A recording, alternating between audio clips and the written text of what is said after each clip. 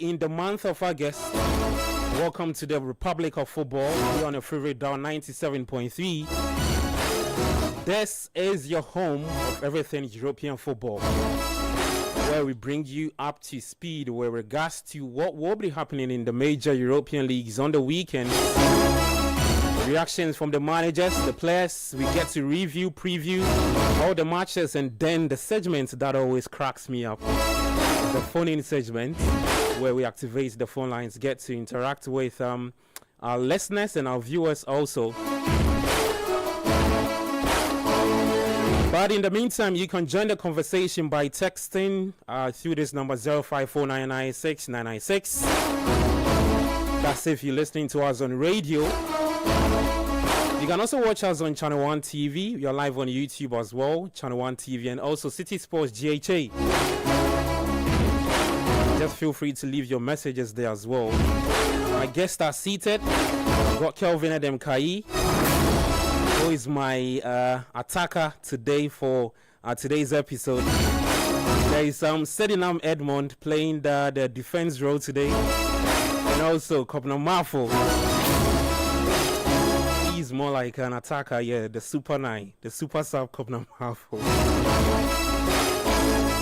And then the icing on the cake is Michael Porter, former Bolton Wanderers player, joining us today for that conversation. My foreman to do the discussion. Let's get into it, starting from the English Premier League Match Day 3 results from Saturday at Stamford Bridge. LA kickoff. It was Chelsea beating London rivals Fulham by 2-0. He's in the thick of it. Chalobah likewise. And they score from it. And it's João Pedro who does it. And they didn't hold out till half-time. And the Corner Kings have done it again. And it's Enzo Fernandez against Bernd Leno for 2-0. And it is Enzo Fernandez scores a penalty against Fulham after Bruno Fernandes missed one last week. All right, so after drawing with Crystal Palace and routing West Ham by 5-1, Chelsea's third successive Premier League clash with a London rival extended their unbeaten start to 3 games. Here from Chelsea boss Enzo Maresca. Well, Enzo, you've come out with the 3 points, but ultimately it was a game that's going to have many talking points because of refereeing, VAR decisions. What is the Chelsea perspective right now of the game? That we were not good enough first half, and we were brilliant second half. For me, this is the analysis from the game. First half, I think we didn't keep the ball. We didn't win duels that are against these kind of teams you need.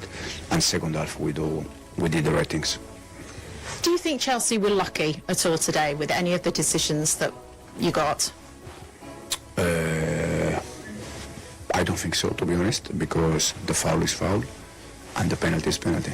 So for me, it's quite clear. And if I had some doubt, I will say, but it's quite clear that the foul is foul and the other one is handball.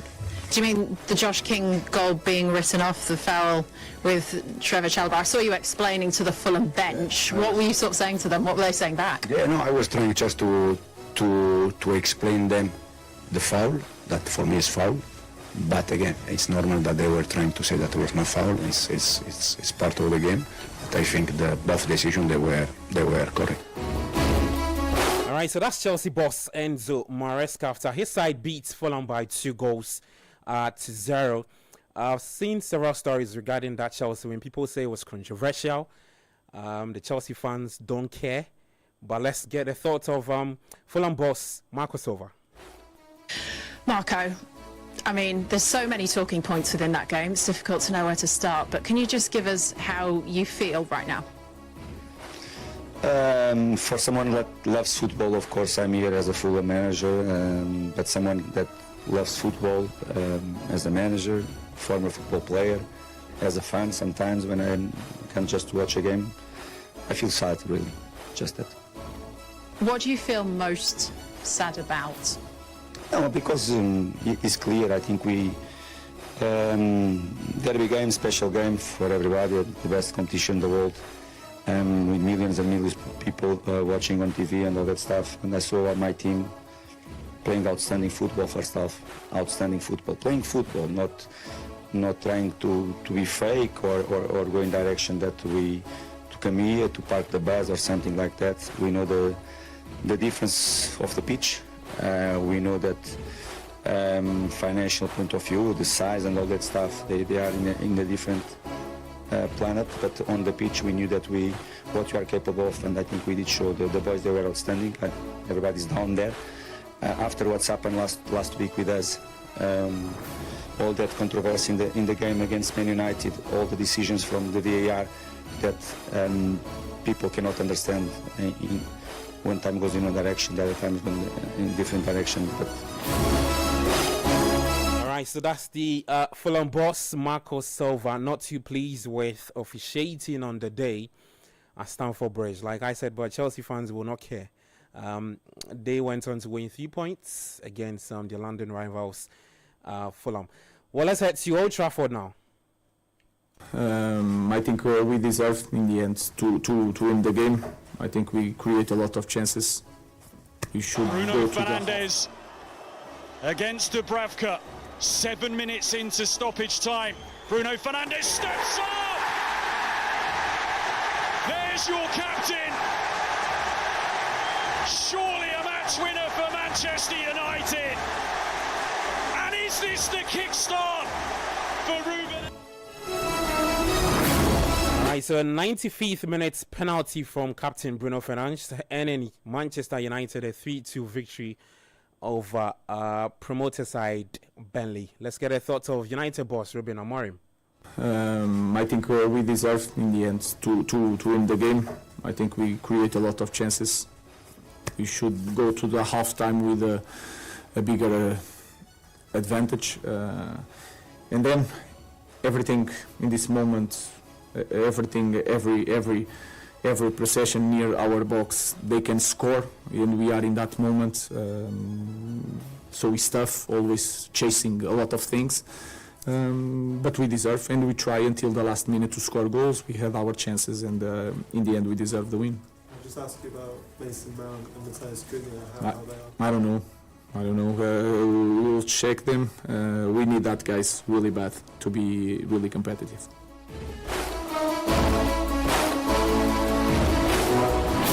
Alright, so Manchester United, the first 3 points of the season. That came against Burnley they beat Burnley by 3-2. At the Stadium of Light, Sunderland made it 2 wins from 3 games.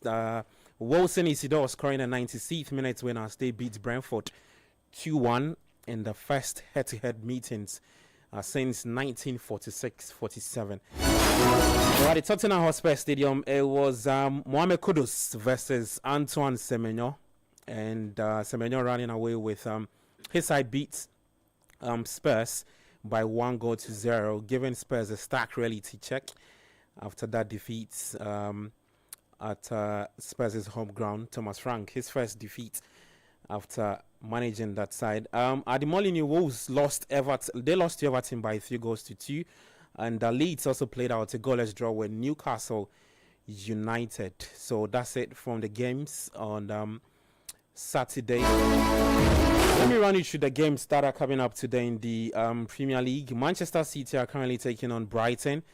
City have taken the lead through Erling Haaland, his 88th Premier League goal in 100 appearances. The City ground is Nottingham Forest goalless, West Ham also goalless. Later at 3:30 we have Liverpool taking on Arsenal at Anfield at 3:30 p.m. And then the final game for Sunday is the Villa Park, where Aston Villa will take on Crystal Palace. Match day 3 of the English Premier League. Let's get you to some updates from the let's get to the Spanish La Liga.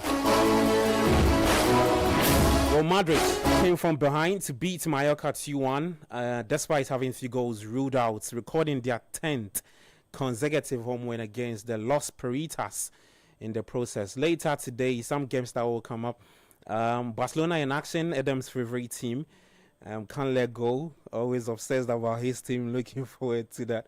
They win today. Adam will explain to us what's to come for Barcelona. We'll get into that conversation a bit later. But let me try and run you through the fixtures for the Spanish La Liga. Some really, really good fixtures coming up later today. Celta Vigo will take on Villarreal at 3 p.m. And I'm sure everybody will be looking forward to Thomas Partey starting for Villarreal. Later, 5 p.m. is Betis up against Athletic Bilbao. Espanyol will take on Osasuna at 5:30, and then 7:30 Rayo Vallecano up against Kelvin Edem Kai's Barcelona. I don't have shares in the team. You still get a share. I don't get shares in the team. It be membership, but it's membership. Yeah, you still have a big say though. Well, let's take our listeners to the Italian Serie A and start off from the Diego Armando Maradona Stadium in Naples. It was 6 points from 2 games. Antonio Conte's men beating Das Cagliari by 1-0. Some more games coming up later today in the Serie A. We'll see. Let's see the games. Okay, Genoa will take on Juventus at 4:30. Torino up against Fiorentina at 4:30. 6:45 p.m. We'll see Inter taking on Udinese, and then at the same time it's Lazio up against Verona in the Italian Serie A. For the German Bundesliga, Wolves are currently taking on Mainz. It's halftime in that game. 3:30 we'll see Dortmund up against Union Berlin, and then FC Cologne up against Freiburg in that game. The French Liga is Angers taking on Rennes. It's 1-0, 68 minutes played. Le Havre will take on Nice at 3:15. Monaco up against Strasbourg at the same time. Paris FC will take on Metz at 3:15 same time. And then the final game for Sunday, it's Olympique Lyonnais up against Olympique Marseille. That should be a good game. Derby. Well, let's get talking. You can join us by texting through the WhatsApp line 0549969996. Later, at the tail end of the show, we'll activate the phone lines. You can also call us on 0539-986-996. I'll try and see if I can dedicate some 2 or 3 minutes to Kumasi Asante Kotoko, because today is their 90th anniversary. And so Commander Mafu will just touch. It's European football talk, but I mean, I'll give Kotoko that small time so that you can brag and run your mouth a bit. Well, let me get to the guys. I've introduced them already. I've got Kelvin Edem Kai, Michael Porter in studio, Sedina Medmond, and Commander Mafu. Guys, how are we doing? Let me start off with you, Kelvin. I'm doing good. It's been an interesting weekend of football so far. Great stuff. The Chelsea game had a lot of controversy there. Okay. Then Madrid to nice game. It was nice to see them go down. I know. I see that face with a nice game. I know you're not happy, but it's fine. Tell me, just hold on for me. There's a quick updates coming in. So Brighton have equalized that game. They're currently taking on Manchester City. 66 minutes is Brighton 1. Manchester City 1. Is he trying to do the Haaland celebration? No, Jota. Oh, the Jota. Okay, Yeah. okay. They actually played with him as well. Yeah. So. Okay, so also Forest are still playing with West Ham United. Is goalless in that game. Michael, welcome. It's good to see you. The last time we had you was last season's PL. Yeah, great to be back. Yeah, and it's been a very interesting start to the new season. 3 games in, lots of controversies. Already. VAR, transfers, all sorts of interesting things happening, and some great games yesterday. A great win for Chelsea in the London derby, always a big one. Chelsea Fulham, bragging rights at stake there, big game.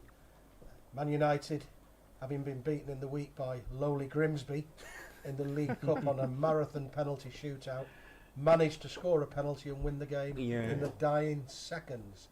So Fernandes this week scored it. Last week he missed it. Okay. So we're back to the old Alex Ferguson days where United used to get penalties, in the last dying seconds, having played 15 minutes of extra time. But yeah, great win for Manchester United. Disappointing for Burnley. And Everton, I must mention Everton. Yeah. That's the conversation I would love to hear from you, an extended one, of course. Sure, especially from the Jack Grealish point of view. The City fans are not too happy with what he did for them. Yeah. Yeah, and Jack Grealish I think has made a big difference, particularly last week. I think he made 2 assists for 2 goals. He's a great player. So he's 4 assists in two games. Yeah, and he's already showing his worth. It's been a good move for him as well. He was getting little game time at the Etihad, under Pep Guardiola. So a good move, and hopefully, he's going to start to pushing the buttons for an England call up again now. But and a lot happening. Great start for Sunderland, newly promoted Sunderland. Great start for them, and some interesting games today. Very, very interesting start to the English Premier League. Okay, great. Let me talk to you, Sedi. You were here last week. You're today rocking your West Ham United jersey. It is what it is. Are you a West Ham fan? You see, relegation team. Look, Gabby, you asked me a question. I'm yet to answer, and already Mafo is interjecting. I think we need to create a different show for you two today. Look, okay. So this jersey I got when it's a nice jersey. Thank you. I very like much. the jersey. Thank you very much, Michael. It does suit you as well, the colour. Yeah. By the way, goes with my complexion very Absolutely. well. Yeah. I got this because Kudus signed for West Ham back then. Mm-hmm. And he's moved on. Yeah, so he's moved on, but I'm a bit stuck with the club. But we'll see what happens. Why are you stuck there? If I'm to speak from the West Ham point of view, the owners of West Ham need to get a good striker. is not. So they are currently taking on Nottingham Forest. It's goalless. Yeah. You're put under immense pressure. The pressure needs to get worse because Fulcrook is not going to help West Ham. Why do you say so? Look, he's been given an entire season to prove himself. When Mikel Which was last season. Exactly. But he had to deal with injuries. How many times was he injured and how many times was he on the bench actually? Okay. And how many minutes did he get? Now this season, he started all the games and he started them awfully. He's been horrible. Doing step overs when you actually need to be doing the simplest of things does not make you a great striker. Mm-hmm. As a striker, your purpose in the game is first of all to put the ball behind the back of the net. Yeah. Any other thing is secondary. Okay. Now they are also looking to ship out Paqueta. Yeah. They are done with Emerson. Oh Lord, they are just. We'll talk more about West Ham. Kobna, good to have you. Chelsea fan. Yesterday, you guys beat Fulham. Controversial win. Take it or leave it. Yes, very controversial. Both goals should not stand. Just your initial thoughts about Maresca says they were poor in the first half, good in the second half. I don't think Enzo Fernandez had a good game, despite the assist. Just initial thoughts about the whole win. The penalty incident, the goal that was chalked off by VAR on the part of Fulham. It was a very interesting game, a very interesting one. In the first half, Fulham played all the football that I think they deserved a goal in that first half. Chelsea in the second half came in stronger, but I didn't see them coming very strong in the second half. The whole game, the 90 minutes for Chelsea was a very big one because you could see clearly they struggled a bit in the part of the game in midfield, apart from Caicedo playing so well, Estevao trying his best, and João Pedro, the likes of what's the name, Neto, Enzo Fernandez. Have you been impressed with João Pedro's starting life for Chelsea? So brilliant. Very good Worth player. the money? Yeah. Already? Yeah. Really? Oh yeah. He's doing so well. Like that's good from him. And do you know we can actually design a whole show around Chelsea today? We won't finish.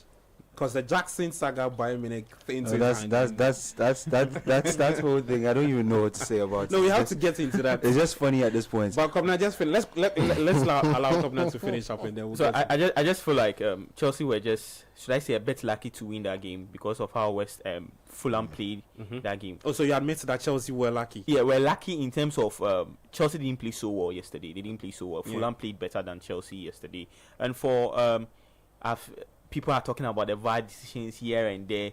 They should know very well that we are just 3 weeks away. Like, we've just played 3 weeks in the Premier League. So there are more games to be played. More decisions will happen that will favor your team. So if it doesn't favor you, just keep quiet and sometimes understand things. Because one, the Chalobah ball was a foul. Okay. How can you tell me So that was a foul? are you trying to tell me if Chalobah had done that incident in the penalty box, don't take a penalty for Fulham? It's now ifs and buts, but that's not the issue. No, listen, Muniz was receiving that ball, and as a striker, With his back to go. with his back to go totally. Now he becomes a shield between himself and Chalobah. Okay. He doesn't have eyes planted behind the him, head, like- his head.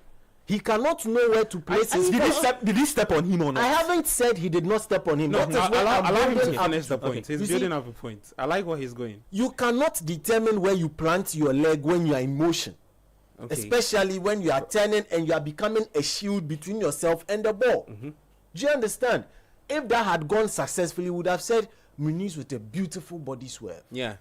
Like I said, And again, that's it. That's it. It's a beautiful ifs body and swerve. buts. But look at it. Look. If you, the referee, you took that one as a foul and you go and take that penalty for Chelsea after the numerous toss of hands, Joao Pedro saying that his hand, he feels his hand was in right position. Is your hand from your body this length? Is it right position? Do you walk with your? Is this part of your body?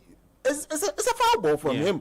If we are to count the same sequence that the penalty or foul was the goal of Joshua King, who everybody who watches Fulham should look out for this season, was scrapped off, then I think the second goal should have not also been a penalty because you consider events leading to the eventual handball. So the first one, did he step on him? Absolutely, he did step on him. Muniz stepped on Chalobah. But as a striker, you are receiving the ball, using your body as a shield between the person trying to get to the ball and yourself to progress around, and you tell me it's a foul. You expect me to place eyeballs behind the back of my head to know that Chalobah's feet is there, so I should move my feet 2 inches forward. So that's awful decision for you. It's the refereeing yesterday was awful in that Chelsea game, and after that everything went down the hill. I'm even surprised they didn't end up with a red card in that game. Okay, Mike, what are your thoughts about that? I mean, you are a former player. Yeah. What are your thoughts about that decision? Well, I think, look, it's early on in the season, and sometimes decisions go against you, but sometimes you get the rub of the green and it goes in your favour. And all I can say is, you take the decision, you play to the whistle. Not only have you got a referee looking at it now, you've got VAR. Yeah. And ultimately, there has to be a decision made. And Chelsea were presented with an opportunity, rightly or wrongly, and they made the most of it. Yeah. And, I can understand the Fulham manager being upset, but, it's a long season. He's going to get decisions that other teams thought shouldn't have gone his way as long as the season carries on. So, I think you've got to accept what was given. The referee, I thought, didn't have the best of games, to be honest with you. I think he missed a lot. He wasn't the best of referee. He didn't instill me with confidence. But at the end of the day, Chelsea fans will be delighted with a 2-0 victory at home to Fulham. They won't care. It's a London derby. Yeah. It's bragging rights. It's everything else. And Fulham was expected to come to Chelsea yesterday and spoil the party. Yeah. And a point would have been ideal for Fulham. But look, Chelsea's top of the league now. They've played 3. They've scored 7 goals and only 1 conceded. And that tells its own story. I saw this interesting stats that it was the first time they've been top of the league since 2021. Yeah. That was under Tuchel's season, I believe. Yeah, I mean, it might end today if Arsenal or Liverpool win. But the top of the league, and that's a big statement, even though 3 games into the season. Previous seasons, Chelsea have not been performing that well, and they've not been near the top of the league. So it's a great start for Chelsea. Look, Chelsea fans will take that result. They won't be crying in their beer because Fulham are complaining, will they? Yeah. I think they'll take the 3 points and move on to the next game. That's what you've got to do. Fulham have got to pick themselves up and come back. They're a good side, Fulham, and although at the moment that things aren't going their way, but and I think Fulham also as well. I was watching a bit of the game last week. Their sort of discipline in defence is not that good. Against United? Against talking United. about what you saw against United. Yeah, I think and against Chelsea. And against Chelsea, and I think, look, the players know all this pulling and shirt tugging and in the penalty area. The referees have been told to look at it this season. and you know they've been punished once. They need to be careful, Fulham. It's all right complaining about referees and VAR. Yeah. There's a new directive this season, so players need to be very careful. Great. Well, it's still goalless at the City Ground. First, 0, West Ham United 0.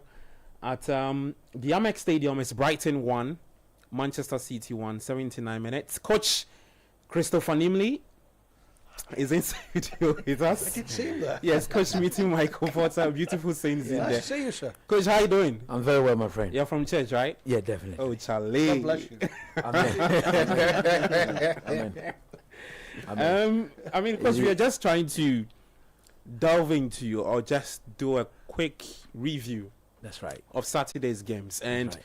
I think yesterday's games, Chelsea have been dominating the headlines despite the win. Yeah. Because of some very, very funny decisions by VAR. Don't use the word funny. It's Okay. very bad. Very bad. That's Okay. right. Okay. That is the best description. If it's a funny, I mean, what you may see as funny may not be what. Yeah, may not be I funny get to your me. point. The perfect description. It's bad. of what- Controversial. I mean, not even controversial. Controversial is like as if it's there. No, but these were so obvious and clear decisions that the referee should have gotten right. I think West Ham had scored. Joe Bowen just scored against Forest. Yeah, so West Ham United, 83rd minute, Jared Bowen giving the Hammers the lead, and you should see the fans elated. They are under so much pressure. Yeah. When you concede so many goals early in the season, getting at least 3 points will be big enough for you. That is a big goal for West Ham today. Yes. Notts Forest will be very, very disappointed. You know, 7 minutes to go, you know, and the away team, West Ham, are really struggling this season. You know, they've only scored 1 goal prior to this game, conceded 8. Looks like they might be pinching all 3 points here. Coach, you were making a point. Yeah, so like I was saying, look, we watched the Chelsea game yesterday. Without a doubt, Fulham something far better than they got. But like Mr. Potter just said, it is that clear. You have to move on from these things. You don't have to overly dwell over them, because there are times where the decisions may go in your favor and you'll be at the receiving end of it. All that I want to say is that Chelsea yesterday, their performance was a bit questionable in the terms that they were not that sort of dominant force that we've come to accustom them to, especially at the bridge. At the bridge, they've been a very difficult team to play against. But yesterday, Fulham came, they were very purposeful, they played the game with intent, they had a better tactical balance, and they virtually cancelled out everything that Chelsea threw at them. And I think Chelsea, yes, they won without Cole Palmer last week, again an extremely very bad West Ham team. But against Fulham, it was clear that they needed somebody of the quality of Cole Palmer to unlock that defensive organization in their team. Oh my goodness! Why would you go and do that tackle? Look at Sangari. I have really. I think he touched the ball, because if you look at the trajectory of the ball went. So let's have a look. I think he's, I will be shocked if this is given, unless the VAR proves otherwise. Because if you look at it again. Well, they were poor in defence, weren't they? Notts Forest. I mean. Okay, so Somerville picks up the ball in the middle. This is what I like of a winger. You go. No. He didn't touch the ball. This is a penalty. No, because he didn't touch him. Look, he didn't even touch him at all. Oh, there was contact there. I bet you they give it. I bet you they give it. Yes. Yeah. It's a 50-50. And you know, the player took the ball away from him. He brought in the left. Yeah, his left leg. I think they'll give it. Yeah. I think the referee's given it already. Gosh, Notts Forest. They're going to be so disappointed with this result. Things falling apart. And you know the manager's not getting on well with the owner. At Notts Forest. There's trouble in the camp. Big trouble in the camp. So it's a penalty for West Ham United. Lucas Paquetá looking to make it. Hopefully he converts. Possibly his last game, subject of transfer move. £47 million sterling. So Aston Villa. He might go for 48 million if he gets this penalty. So like, because you were like points. like I was saying, is it at this very early stage of the season, where I think still most of the teams are just not ready. They are not at their preferred level. Yeah. If you are winning your games, it puts you in the better standing. Yeah. After 10 games, that is where every team now would have accustomed themselves to the standard, to the demands of this league, and the games will become even more difficult. So on the part of Chelsea, they will be happy. The decisions went in their favor. They will take it and they will move on. Fulham will have to live with it and then move them. All we just hope is that when the day it tilts, is it the day it reverses, when you're on the receiving end, then there should be no whatsoever. Okay, so it's West Ham 2. Nottingham Forest 0. Lucas Paqueta with Wait, what the is second. what is he doing? What did he do? He's signaling that you are calling me on the phone. Okay, I've thrown the phone away, but and he's kissing the West Ham back.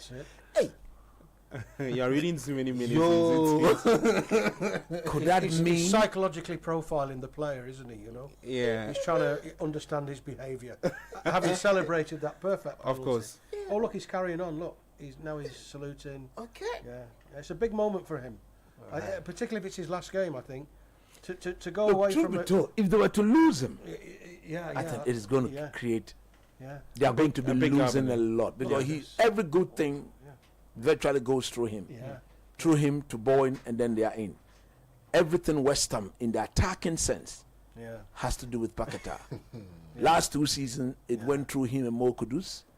Last season, he together with Kudus didn't get the sort of season. Last season was more of Bowen. Yeah. Jared Bowen. Bowen. And then this is Paqueta have shown that he's indeed the sort of. Don't forget, at some point in time, Man City looked at him. Yeah. When Man City had all those quality players, Pep Guardiola still saw him as an ideal fit for the system. And but for the betting allegations and stuff like that, I think he would have been a Man City player by now.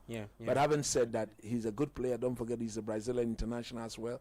So these are the sort of quality you want to have in your team if you're a West Ham. If they were to let him go, West Ham, I don't think they will have enough time to replace him. I'm watching we are watching Man City, Brighton. Where is Baleba? Did he start the game? Yeah, he started. He's off. The body language showed again, isn't it? I don't just know why these people would just not let this boy go to his preferred team. I don't get it. Well, so West Ham taking the lead against that's Forest. Just some few minutes to end that game. So Lucas Paqueta scoring in the 88th minute is a penalty. Ball possession to Forest is 59%. To West Ham is 41. Expected goals 1.35 for West Ham United, 0.56 for Forest. A total shots of 10. 6 shots on target. We really need to point out that I've seen something that is very uncharacteristic of Forest and Nuno Espirito. What's that? One of their biggest point is their defensive quality. Yeah. As to how they've considered 2 goals within so you're in talking less than about 5 the minutes. pairing two of Milinkovic and Yeah. If you look at Sangari there, he was the one who fluffed the shot. There was a high press and they put him under pressure, and his shot skewed right to the winger. And he was running. Look at that. Oh, and he was running back. What's happening to Forest? Graham Potter, my namesake, must be absolutely delighted now. He's been under so much pressure at West Ham, 3-0 away from Forest. All of a sudden, it's Well, it's a big again, highlighting the point I was making about Forest. If you look at that look at Nuno's expression. absolutely. But why have they lost the concentration in the last? It's about the players. 8 minutes? You are the home team. The last 8 minutes, right? Yeah. You've gone a goal down with less than 10 minutes to go. You are the home team. You should believe in your attacking quality. That within 10 minutes you can fashion out, because you need to restore parity before thinking of going to win the game. You don't concede to make life extremely difficult. Look at that again. Started from Somerville. Yeah. Now look at the defensive organization. Defense. Look at that. Look at that. Look at Look at Sangare. that. He's Look let his at market. Sangare, he's just let him go again. And Nico Williams was just caught ball watching You know, as well. Sangare is to blame for those 2 goals. Yeah. Wow. Yeah, No, it's not Saga. I think it's the Brazilian defender. Number 5, isn't it? Murillo. Oh, is that number 5? Yeah, there he is. So the CB is Murillo and Milinkovic. Yeah, so it's that was a bad defending. Because so that's Callum Wilson's first goal for West Ham. Yeah, if you're a coach, you should be Man City. What a save! My goodness. He's fuming. You can see Santos fuming. The point I was trying to make is about the Forest team. Man City are stretched. Oh my goodness. How is he missing that? Oh, sweet. Can you believe that? Oh my goodness. Lord have mercy. Can you believe that? Who is that? Can you believe that means that the substitution for what's his name, Fabian Hetzela. When I spoke about him bringing on 4 people. Yeah, I have to get the name of the chap. Yeah, Gruda. Okay. So Gruda has scored. Milner has scored from the penalty spot. They all came on at the same time. Wow. That was when Carlos Baliba was taken off. Yes. You see, so just a quick update. Hold on for me, coach. So at the Amex Stadium, it's Brighton 2. West Ham, Manchester City 1. Look at how open City's defense is. Wow, this is a serious discussion for scorecard. Could be offside. Goodness me, Pep Guardiola. This is unacceptable. What's going on? It's Pep, so he's going to go away, get away with it. But look at the gap. Yeah. I think there's an offside. Whoa, no, there's no offside. I think that Charlie's the composure. There's no offside. No. There was the gap. Oh, lovely goal. Yeah. The gap was more than 10 yards in between the Man City defenders. It's a well taken goal. It was a 4v3. As to how they were that stretch, I can't believe this. Look at him. Fabian Hetzela, just can't help it. Yeah. So Brighton and Hove Albion 2, Manchester City 1. Yeah. Gruda with the should I say the icing on the cake for 9 minutes for Brighton. Okay. How many minutes more? Let's just make it +5. Okay, let's see.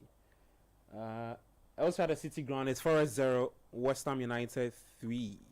West Ham United 3. Let me read some of the messages from our YouTube folks. This one says El Cid Josiah Ayer says correct score Liverpool 2, Arsenal 3.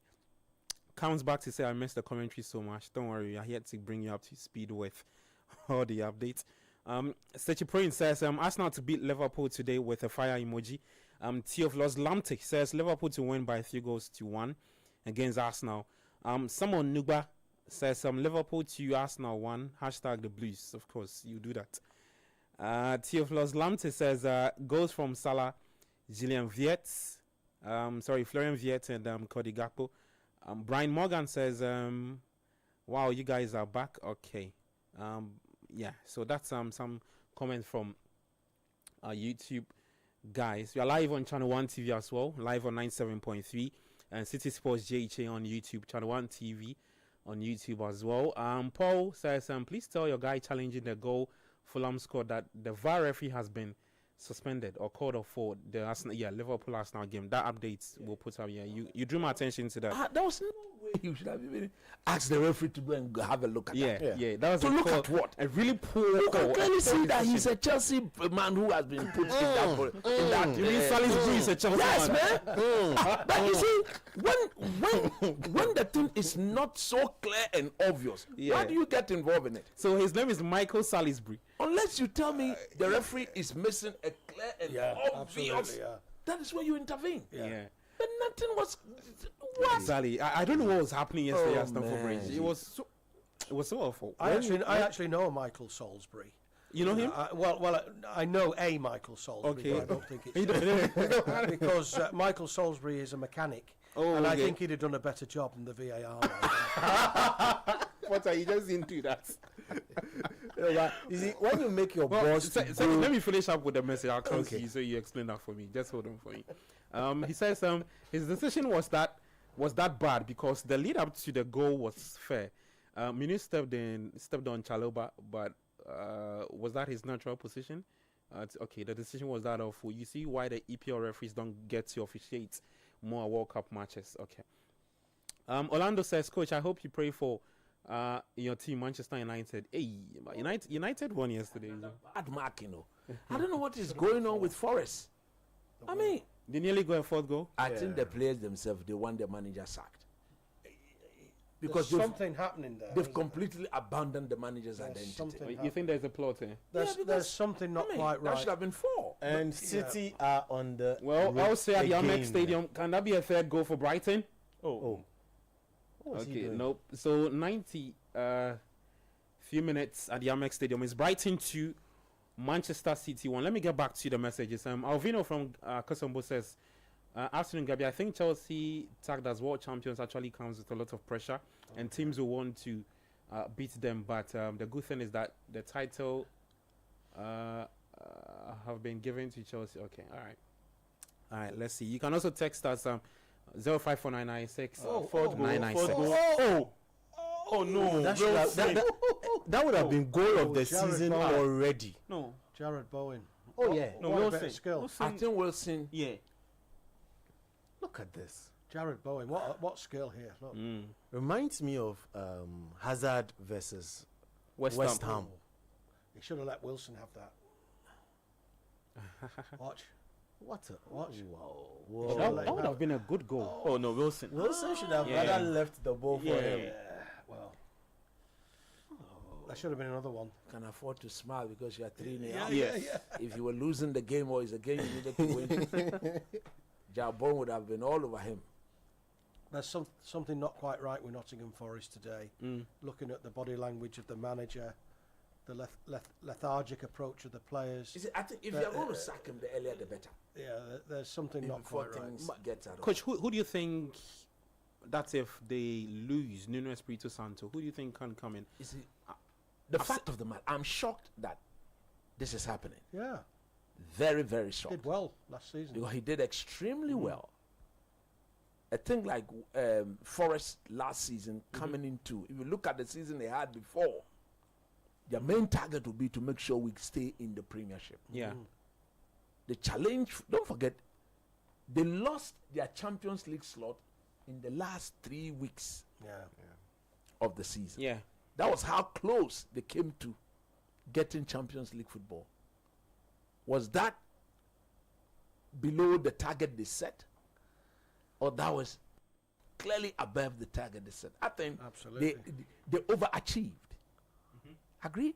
Yeah. So once this manager took you from the season before where you battle relegation, you brought him in to stabilize the ship, which he did. His first full season with the club, he got to European football. Why the sudden uncertainty? I am beginning to believe that the appointment of the former Arsenal director of football, Edu, is what has brought about all this uncertainty. Yeah.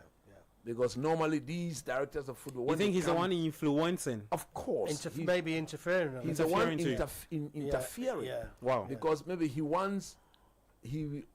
as director of football, he believes in a certain way identity. Okay. Maybe his identity may not be that of Nuno. Yeah.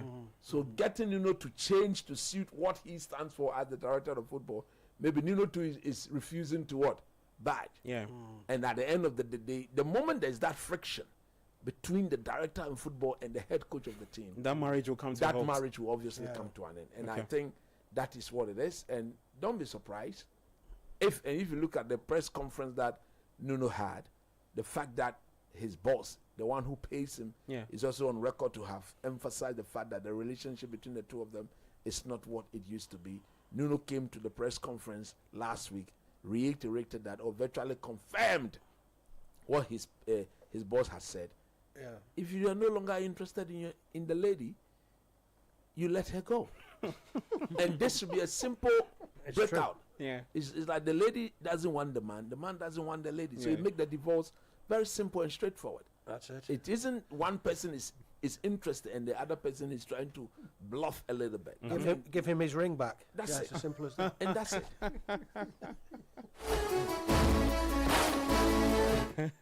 Very good. One from Coach Christopher Nimley. Michael Porter also adding a few to it. Sadie, you were talking about. Let's talk about Chelsea real quick, right? Guys, I mean, at the same time Chelsea were winning, they had one of their striker, Nicolas Jackson, in Germany, dropped from the flight, dropped from the bus, excited, looking to sign for Bayern Munich on loan, with an option to buy. And after the game, I mean, Chelsea lost their striker, Liam Delap, to, I think, early in the game, 14 minutes into the game, he had to be yanked off. And so what it meant was that Chelsea would have to deal with just one out and out striker. That's in João Pedro. And okay, so that game at the Amex Stadium has ended. It's Brighton 2, Manchester City 1. So Brighton getting the better of Pep. We'll get into this game a bit That later. means United is on top. Yes. City. Yes. United fans. Yes, can that's be a happy. that's a big achievement. Yeah, very, very huge. United fan coming. United are not playing the league because of City. What are you talking about? The fact is, Man City have played 3 games. They have 3 points. Agreed? It has got nothing to do with Manchester United. Yeah. That's it? No, but we are all competing in the same league. No, but why do you decide to single out United? No, I'm just using it as a point of a point to prove how bad City. No. I'm just for the kind words. No, I'm looking for the kind words to quote this. You know, the fact of the matter is, this Man City team. You remember what I told you? Yeah. They'll put fear in nobody. This season, when they walloped you made that Wolverhampton in the first game, I came back, I said it here. This is not the De Bruyne's, the David Silva, the Mahrez and co. Tijani, that era is gone. They are not extraordinary players. Don't get me wrong. They are good players, very good players. But that X factor that Kevin De Bruyne will put on the table to be served as a meal for Haaland and co to eat with ease. Yeah. Tijani Reinders will not present that. Bernardo Silva is gone past his best years. Yeah. You've gone back hoping that Rodri will come from an ACL injury and come and stamp his authority like he used to. No, it does not work like that. You understand what I'm saying? So at the end of the day, you will have to be you have to accept the fact that this City team is not as good, is not as fearful. Okay. They have a good team, don't get me wrong. But that fear factor isn't there, that the ones possessed, not due to the name only, but yes, you know you're going to make Aguero, De Bruyne, David Silva, Bernardo Silva, and the co. When you meet them, they'll show you their true character. They'll dominate you and humble you. Haaland came into this Man City team at a time where Kevin De Bruyne had gone past it. But even that, most of his goals came from De Bruyne. Okay. When De Bruyne was on the pitch, those one-time intense, precise crossing, no player in this Man City team would do that. Doku will pick up the ball, he will dance and dance and dance and dance and dance. At times he loses some of his steps, haphazard way of dancing, he gives the ball away. You understand what I'm saying? Yeah. Did you see De Bruyne dancing anywhere? Nope. It's come and take, give and go. Come, where is the end product? Yeah. Pop into the, then always finding those spaces. There you go. Okay. He allowed the dancing to be done by Bernardo. But those days when Bernardo Silva is dancing, David Silva, when they are dancing party, they are dancing with intent. Yeah. They are not just dancing for the sake of it. The Doku, look at Doku. Doku Joatole. Doku. This small boy, the one who got the injury last season and came back. Savignon? No, the small boy, the left-footed boy. City. Foden? No. Bob? Oscar Bob. Yeah, he started today. He's not in the class of Mahrez. Yeah. Now, who is Oscar Bob? Yeah. You are now hoping that even the one who was started to be their very best player, Phil Foden, he's just a one-season wonder boy. Agreed? Yeah. Since the season, 2 seasons ago, where we all admit he took the league by storm, but even then I contested the fact that he was given the best player of the EPL. We had the best player in the world at the time in the league. He was not acknowledged by the EPL. Charlie Baum, I'm looking at the City lineup, right, for today's game. I think, look, I don't want to say there isn't much quality in there. No, be honest. they will not put fear in anybody. Let me just And you see, just before you do that, okay. look at the goal they conceded. You remember we've highlighted last week on scorecard. I highlighted why Pep is refusing to admit the limitation in his team and stop getting them to push high up the pitch unnecessarily. That is your DNA. That is your DNA. But if you don't have the pace to play, that is one of the look. Let me use basic. Look at Ruben Amorim. Who is he now taxing to play as his center back in the back three? Delete, yeah. Why is he not playing Maguire? Because in terms of recovery, when the ball is hit, that one-time speed, Delete may not be the quickest, but he's better on the marks than Harry Maguire. If you look at this Man City team, John Stones cannot run. The Portuguese boy cannot run. The only player who consistently built them up was Kyle Walker. Now he's gone. Look at the goal they conceded. Where was the defenders? Where were they? Look at the gap from one defender to the other. Look, I will highlight this on scorecard. Yeah. More than 15 yards. That is suicidal. Okay. For a coach like Pep Guardiola and his defensive shape should be looking like this, he may get away with it because he's Pep. But any other manager does this, you take him to the cleaners. Well, let me just give our viewers or listeners an idea of who started for City and Brighton. We have the graphics on the screen for you. They started with Trafford in post, a back four of Matheus Nunes playing as a right back again. John Stones, Kuchanov, Ait Nuri, Rodri started. There's Mamouche, Tignani Reinders, Bernardo Silva, and Oscar Bob, and also Haaland leading the attack for City. For Brighton, it's a 4-2-3-1. They started with Verbruggen in post, Veltman, Van Hecke, Dunk, De Kuyper, Hinshelwood, Carlos Baleba, Yakuba Mente, Gomez, Karim Mitoma, and Danny Welbeck. And you remember, so coach, I highlighted on the part of City the lack of proper pre-season. Yeah. After the Club World Cup, they came back after 2 weeks. They had only one pre-season game. And even that one, look at how they struggled to beat the Italian team. Yeah, Palermo. And I highlighted it. And this is what Pep does.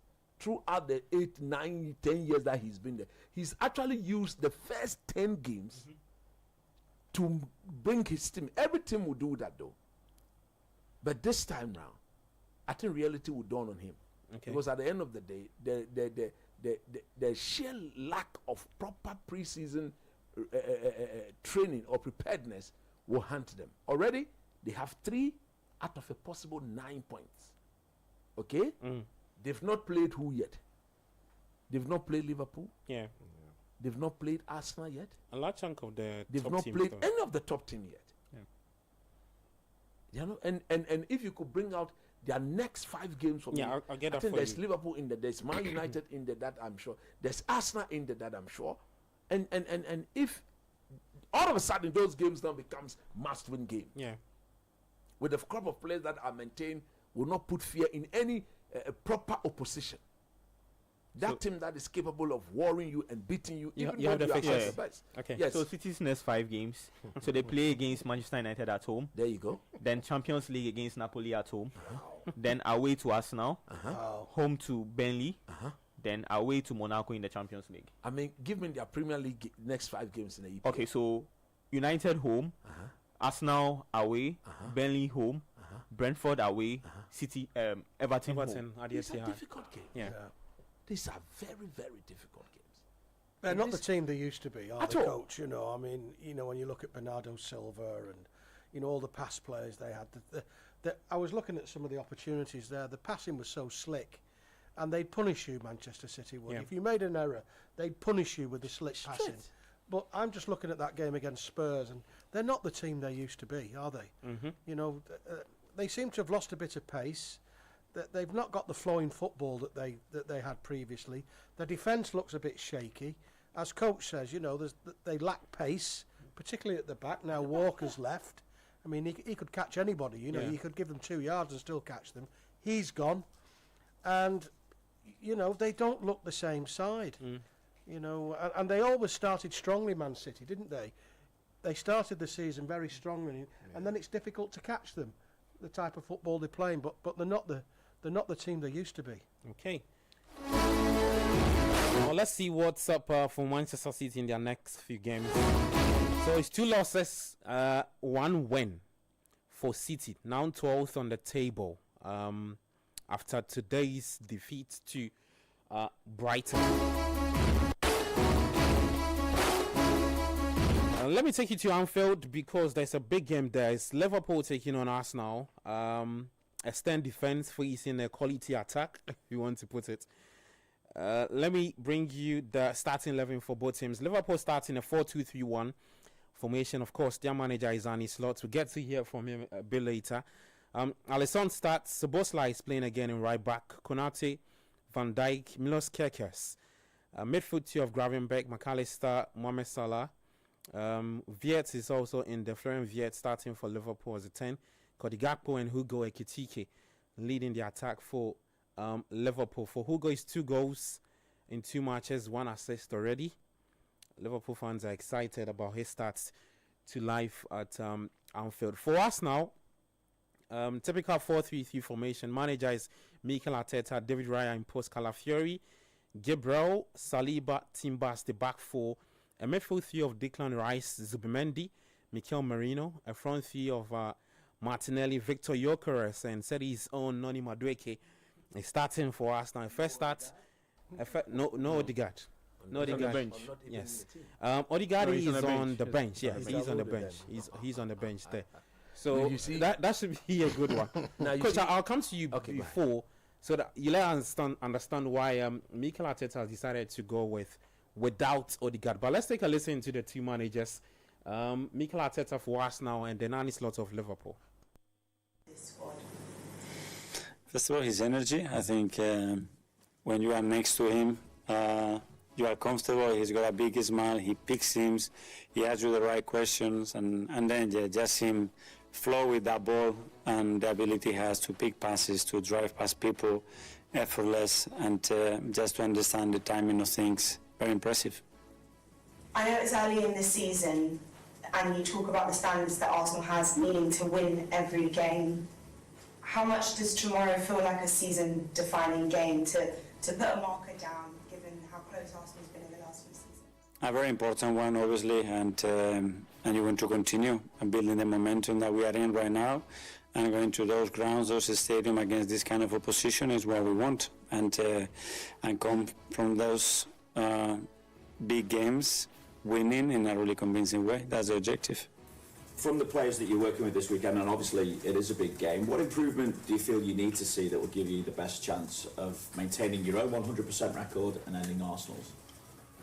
No, the most simple answer to that is a lot, because we face a very strong team, and that was already really good last season, and I think I've improved their squad a lot during the summer. So, yeah, and if you then look at all the quality they have, but especially one thing that stands out in the season till now, and what stands out in a negative way for us, is that we've conceded, if I include the Bilbao game, 4 set pieces. And of course, as we all know, that's one of their strengths, not the strength, but one of their strengths, because they can play in multiple ways. You can see how well they are managed by Miguel, and they're working for 5 years together, because they can play almost every style there is in football.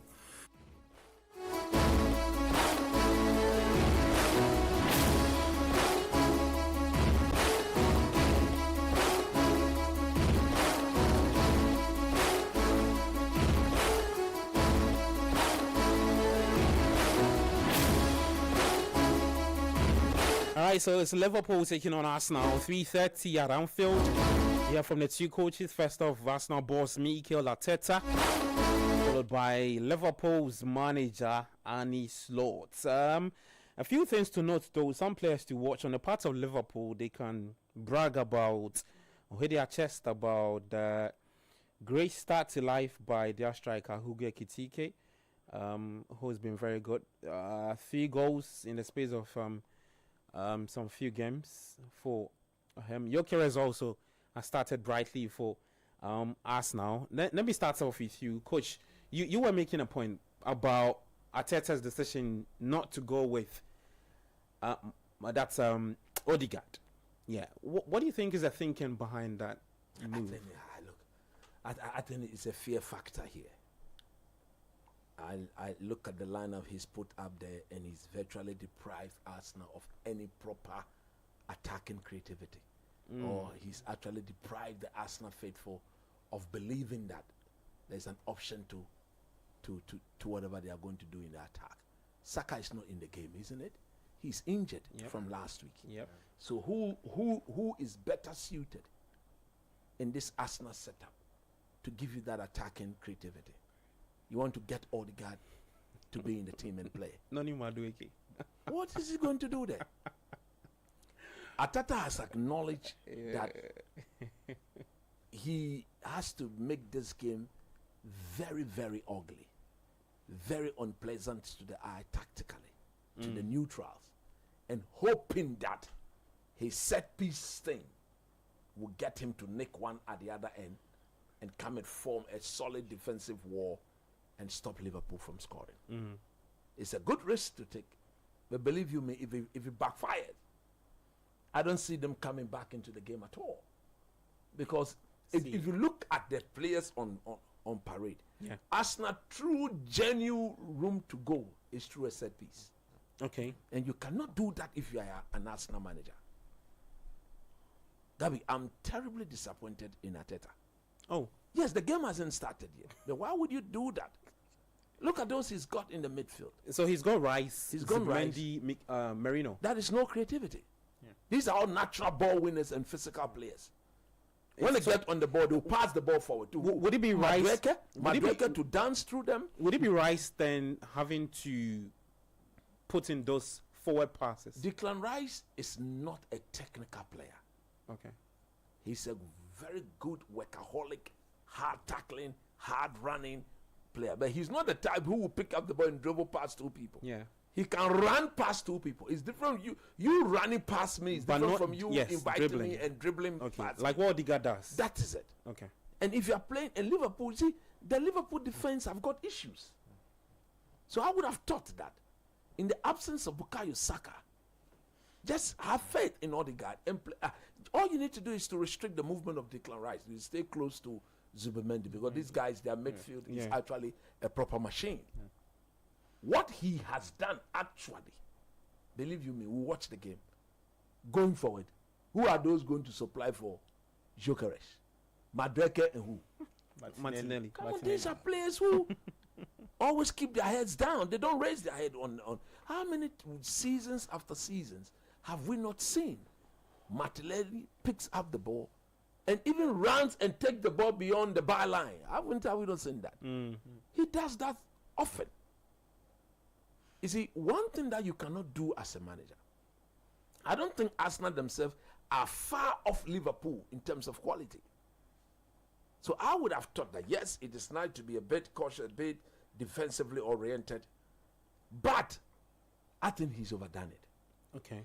He's overdone it in the sense that they want to pack that midfield and hope that they'll get one set piece and Gabriel or Saliba or any of those guys will come and nick a goal. Yeah. And I'm saying that it is too risky. Because if it doesn't work, if it backfires, and you have to abandon that strategy to go and chase the game, if care is not taken, rather you leave yourself further exposed and you concede more goals. So tactically, I don't get it. I don't get it in the sense that you are playing against, yes, the defending champions of the league, but a team that has shown that defensively they are very, very porous. They do concede goals. Yeah. They do concede goals. Liverpool have conceded goal in every game they've played this season. It's 4 already. That's it. In 2 games. In 2 games. 2 against Newcastle, 2 against Bournemouth. Yeah. So they've shown that. You have kept 2 clean sheets. A clean sheet against United a clean sheet against Leeds United. So why the all of a sudden abandoning of your own attacking identity? I'm disturbed. Okay. Unless I know Saka is injured. The Odegaard, there's no report of injury. No. So he's been tactically put on the, and that is your leader. Oh. No, but don't you think? You see the game against Leeds, he wasn't too fit for that game. Odegaard, yeah, he got injured a bit in but that he game. played the entire game. Yes. So I'm sure he was substituted. He was substituted. Yeah. Okay, maybe Yeah, that so- is the. But even that, look, even that. Not to really risk him. I will. If he's fit to beat on the exactly. bench after 7 days, he should be fit to play. Let's see where the creativity will come. You want to make a Yeah, point? but coach, why don't they also try their best to also start Eze? I felt like Eze in this game would have been also Eze better. started. Eze in place of Martinelli. No, in place of playing the number 10 role. is he big managers? You had to then change the formation there. Big managers would naturally don't do that. Okay. When the team is doing well, don't forget they've played 2, they've won 2, they've Yes, kept yes, 2 yes, clean yes. sheets. You don't want to. So what you don't want to do is to bring somebody who hasn't trained with the team more than, That's true. Okay. and then you push him in there. If you push him in there, and if you look at the role Eze is going to play, there are some defensive responsibilities that are required of him. Yeah. He may not understand the movement when we are not on the ball. He's still getting to adjust to the Arteta's way of doing his defensive. Because one thing that Arteta never compromises on is his defensive organization. Yeah. So you want a player who understands it. So I would have done what he's done. You remember, people said, why didn't Amorim start Šeško yesterday? Yeah. You had the explanation? Yeah. He had cramp Yeah. in midweek. People say he played the 10th penalty. And the man said, there are certain things we say we don't know because we are not in there. Would he have been the 10th penalty taker? No. But he was cramping at the end of that game. So let's keep him out of it. Hopefully we will not get to the 10th penalty. And then Unfortunately, we got there. So in that case, there's nothing you can do than for him to go and kick. Okay. But I think Mikel Arteta's. Michael. Well, I think you have to remember that this is Anfield. You know. Yes, this is Anfield. You know, this is Anfield. You know, and if when you come out as a player, when you come out onto the pitch at Anfield, there's a big badge. Just You've as been you there walk in. several times. Yeah, this is Anfield, and I tell you, as a player walking out there, that's intimidating. It's intimidating. This is Anfield, and look, you're right. Liverpool defensively, they've shipped 4 goals already. You know, Arsenal, they've not conceded a goal yet, and 6-0. You know, that's strength. But the thing is, at Liverpool, you've got the 12th man. It's the fact you're playing at Anfield, the crowd, the atmosphere, and everything else. It's going to be an absolute sellout there today. And I can understand why Arsenal are being a little bit more defensive. I don't think they don't want to lose this game today. Yeah, I think they'll be happy. They're happy to come away with a point today. Oh. Yeah, that's what I'm thinking. I don't think he's going That there. explains the decision. Yeah. I think To drop if he Odegaard. gets 3 points, he'll be absolutely delighted. Yeah. But the minimum he wants to take away from this is a point, and I think that's why he's been a little bit defensive. He'll have a go at Liverpool. See, you know, there's a weakness in the defence. If Arsenal get the early goal, that's going to change things. So you know? what? So hit Liverpool on the break on most occasions. Well, hit Liverpool on the break from set pieces. That's where they're weak. Okay. That's where they're weak. And if you can get an early goal against Liverpool, shut up the crowd. Yeah. And all of a sudden, you've got people on the bench who you can bring on, you know, hit the ground running and maybe score a second one, you know. Okay. But the fact is, Arsenal, I think, have got to get the first goal here today. Okay. I really do. But we're in for a thriller. Yeah. There's a lot at stake here today with this game. A lot at stake. Sadie, just talk to me about Liverpool. Slot has kept faith with the same back 4 he used against Newcastle. Yeah. But that highlights obviously is around the right back, Dominic Szoboszlai, who is playing again his second time, not his favorite position. Can Arsenal exploit that speed, especially on the back of Szoboszlai's performance against Newcastle? So Szoboszlai's performance against Newcastle, you would properly say that was not because he was playing as a traditional right back. Okay. You watch the game, most of the time he's bumping forward, and you have our favorite 38-shirted man, Grafenberg, trying to help cover up those spots. That's what's going to continue to happen. However, I feel that if, like Coach said, big managers don't right away shove certain players into the lineup. But if you want to actually target that place and hit it hard, Odegaard, did I say Odegaard? Eze would have been an option. Okay. Only if Martinelli would now show the entire world that there is a certain part of him that we are yet to see. Which is what? We've seen the whole part of. No, you see, every player. There's nothing Martinelli will show us again. No, every player still has an additional level to reach in life. Yeah. How long have you been watching Martinelli? Why are you doing this to me? But maybe He's just a harmless person. just there maybe. are some games that he's suited for. Yeah. Remember I told you guys Yes. when Real Madrid I remember got beat that point. Yeah. by Arsenal in the first leg. Yeah. I told everybody that Martinelli will be the player to punish Real Madrid at the Bernabeu. He won there, he punished them. Yeah.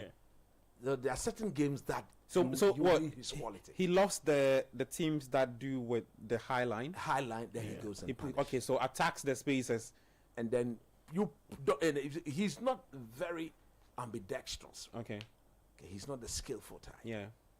What his strengths are simple: hit the ball in front of him. Because of catch the me pace if you he's can. got. Catch me if you can. I get it. But he will try as much as possible to get to the ball. Then he begin to show who he truly is by not raising his head and making all the bad decisions. And you see, This is a big game. I like that point Coach raises, because I look at the Arsenal attack. In there, they've got two players who are very profligate. In Madueke and Martinelli. Now they have to feed Gyökeres.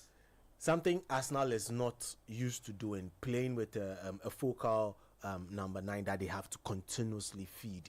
They are now still trying to grow into that kind of a team. But to have a Madueke that Chelsea fans like Kwabena sitting beside me here would remember. You have to include him. No, you introduced him as a Chelsea please fan, proceed. so I'm just taking a cue from your introduction. Thank you very much. So, Chelsea fans will tell you that he knows how to stress you as a fan, and you are coming to play him in place. So this will be his first start. Yes, right? yes, His first first start start. for Arsenal. Let's hope that it's not his last start.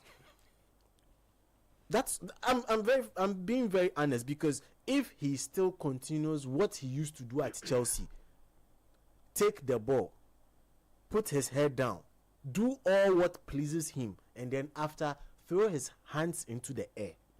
In this Arsenal team, I don't think they will have that patience for him. You mean he's dealing with a manager who is ruthless? Yeah. Not that he has not dealt with ruthless managers before. We know what happened when it was Madueke versus Pochettino. Yeah. One person ended up in the house, the other was on the pitch. Now this is a special game. He needs to show why Arsenal valued him so much, higher than even Chelsea's valuation, and paid outright what Chelsea wanted for his services. Chelsea were happy to part ways with him. He needs to prove that now. But it's going to be a very, very interesting game. I just want to see what would happen in this ex-Real Sociedad midfield that we are about to see. Midfield pairing we are about to see. This is going to be the first time in the EPL at this level. I want to see what would happen between them. But for me, it's going to be an interesting watch. Arteta is yet to win at Anfield. Yeah. I don't think today will be the first. It will be the first. Okay, let me update our viewers and listeners from for the other major European leagues, the scores that have dropped in. Arsenal gets to Liverpool at Anfield. Kickoff is in 2 minutes. We'll be keeping you updated with as and when the game evolves. Later at 6 p.m. for the EPL, the final game on Sunday is at the Villa Park. It's Aston Villa taking on Crystal Palace. Let's head to the French Ligue 1. Le Havre just scored against OGC Nice. Le Havre is former Andrea You's former team. His side have taken a 1-goal lead against OGC Nice. Angers and Rennes played out a 1-0 draw. Monaco are currently leading Strasbourg by 1-0.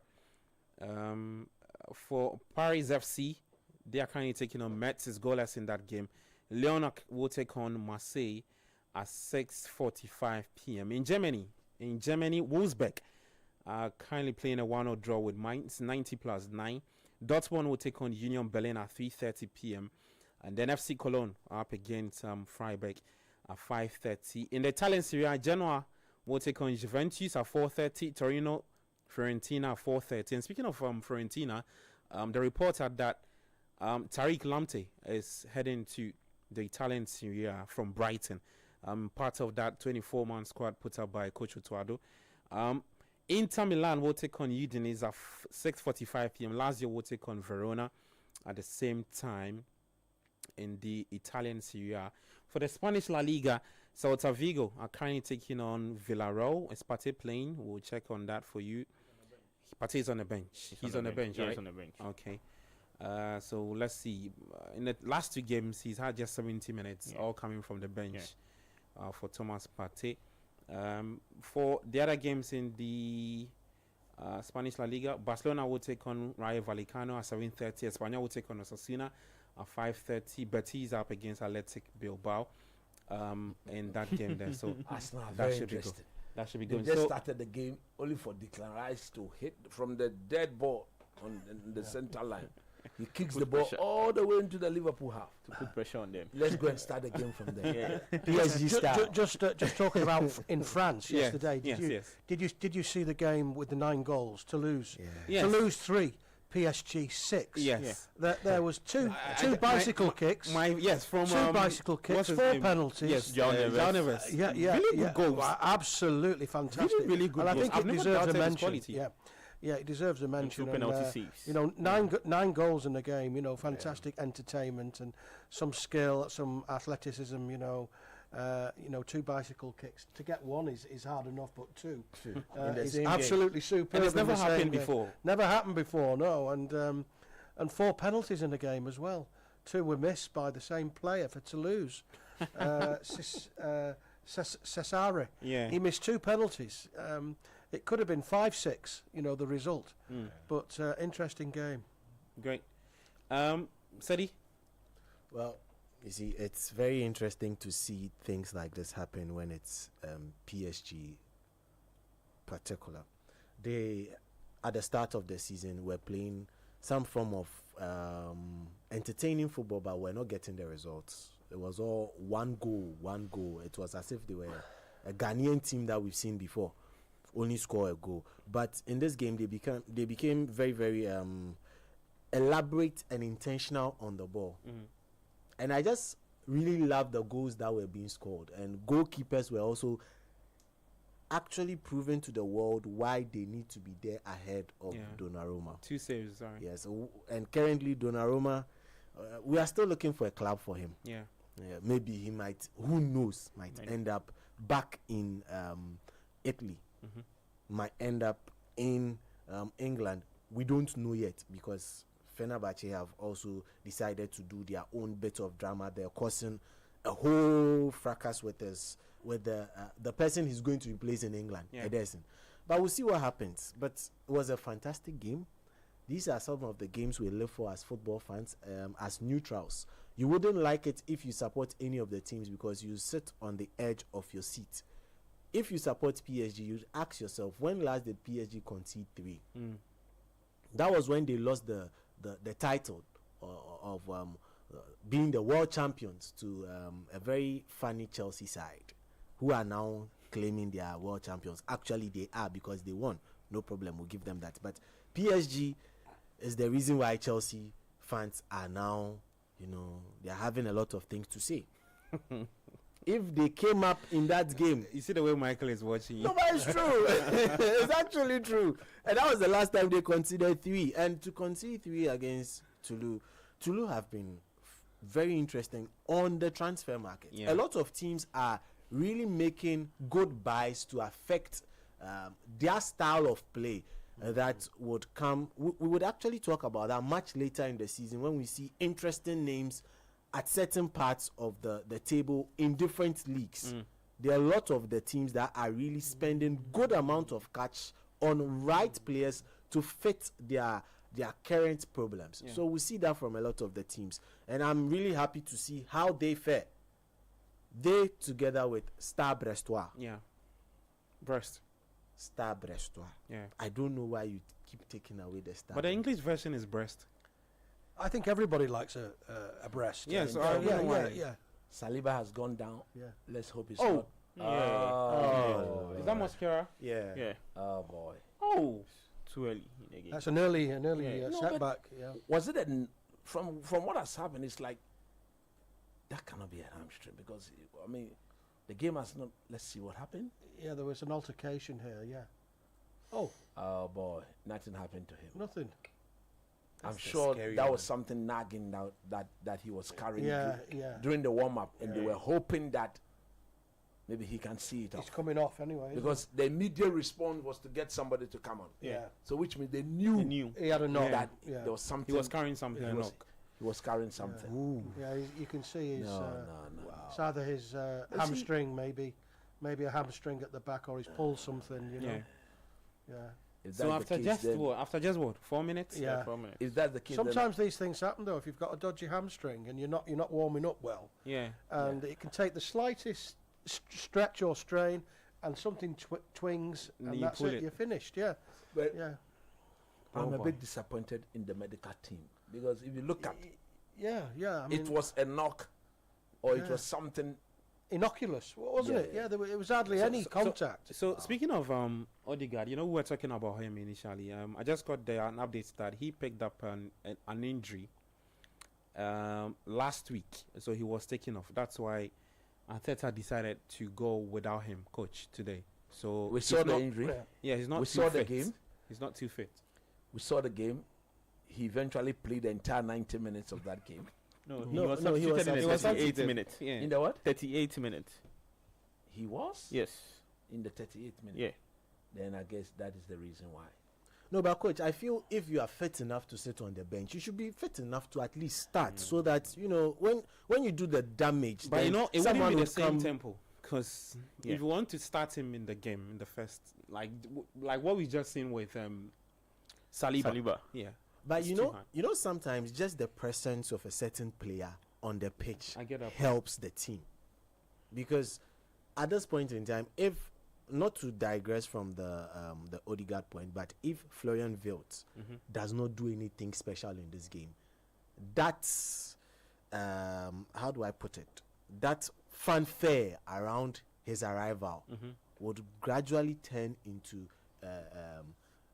trolling from opposing fans. Not that it has not started already. Do you understand? Yeah. So that fear factor, like coach says, currently is not around Florian Wirtz. So he will need to do something. But Odegaard, knowing that there's an Odegaard on the pitch, and he can just come up with just one little move to put his team in that position to get a lead or get an additional goal, I think it would have been better. But once he's on the bench, maybe they know why. But I feel once you are on the bench, you should be able to start again. That's what I feel. Let me read some messages. We'll come back and talk a bit of Napoli. Antonio Conte, 2 wins out of 2. The Italian Serie A, but we'll keep you posted or keep you updated with regards to what's happening at Anfield.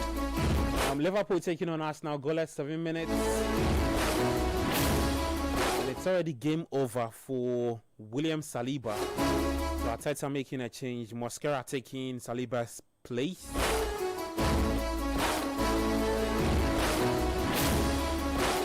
Um, 0549969996. That's the WhatsApp line. If you're watching us on YouTube, you can also leave your comment in there. I've got Coach Christopher Nimley in studio with me, Michael Porter, Sedina Medmon, and the Kobna Marfo. Technical support from Daniel Squash. It's the Republic of Football on 97.3, also on Channel 1 TV. I am Gabi Ofer. Saturday, Sunday, 2 p.m. to 5 p.m. Economics.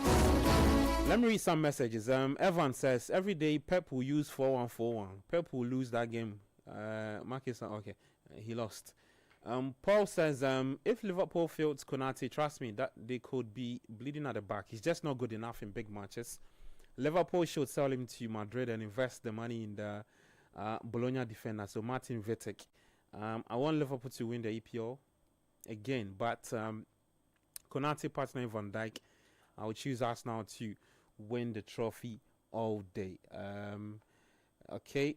Philip from Tema says, I've always said this. There are cases in football which are inevitable. One, Mourinho's either second or third season is horrific, whilst his first seasons are always remarkable. Klopp's seventh season is a curse. Antonio Conte's abysmal performance in Europe.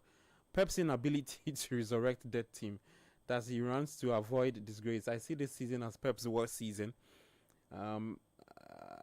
Even till he runs or he's sacked. This is to all City fans. Pep ain't bad. Players ain't bad. It's just what it is. Okay. Lawrence from Dodowa says, please, Odegaard picked up an injury in their last game. I think that's why he's on the bench. Okay, I think we clarified that. See the lack of creativity. Arsenal had a very beautiful counter-attacking move, but of course the ball got to Martinelli. See, his head is always on the turf. What's he doing? I don't know.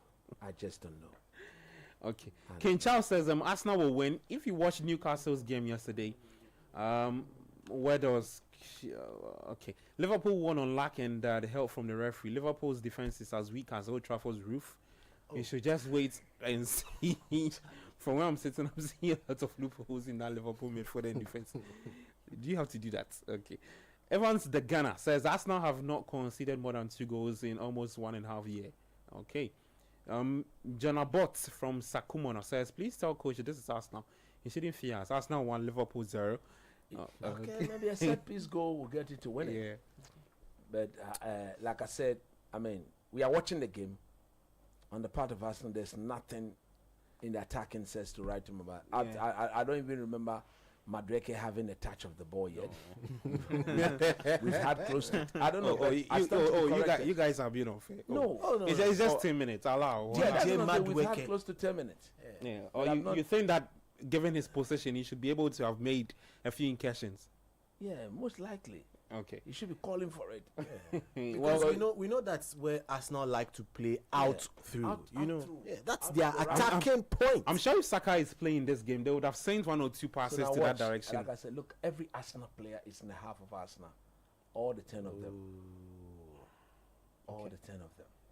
Okay. So it's 11 minutes at Anfield. Liverpool 0, Arsenal 0. Let me get back to the messages. Don Perry from Bechele says, good day guys, Coach Nimley should listen to himself again after his criticism of Arsenal for benching Odegaard, and he will realize that he wasn't fair to the manager. For crying out what loud, I'm saying is that the guy had injury. If he had we've clarified that. Yeah, so if he had an injury, it makes injury sense. wasn't that serious. He got substituted. We've trained for 7 days. You've decided not to start him, but the problem with him is that I thought he would have given them a bit more in the attacking sense. But if he's hurt and he's on the bench, fine. But again, that should question some of Arteta's signings, because then where is players like the one they bought from Brighton? Where is he? That boy, that Belgian Trossard. Is it from the way Liverpool are playing? You need Trossard is on the bench. Player, yeah, he's on the bench. A player who will get on the ball, dance and get past to it, then lay the pass.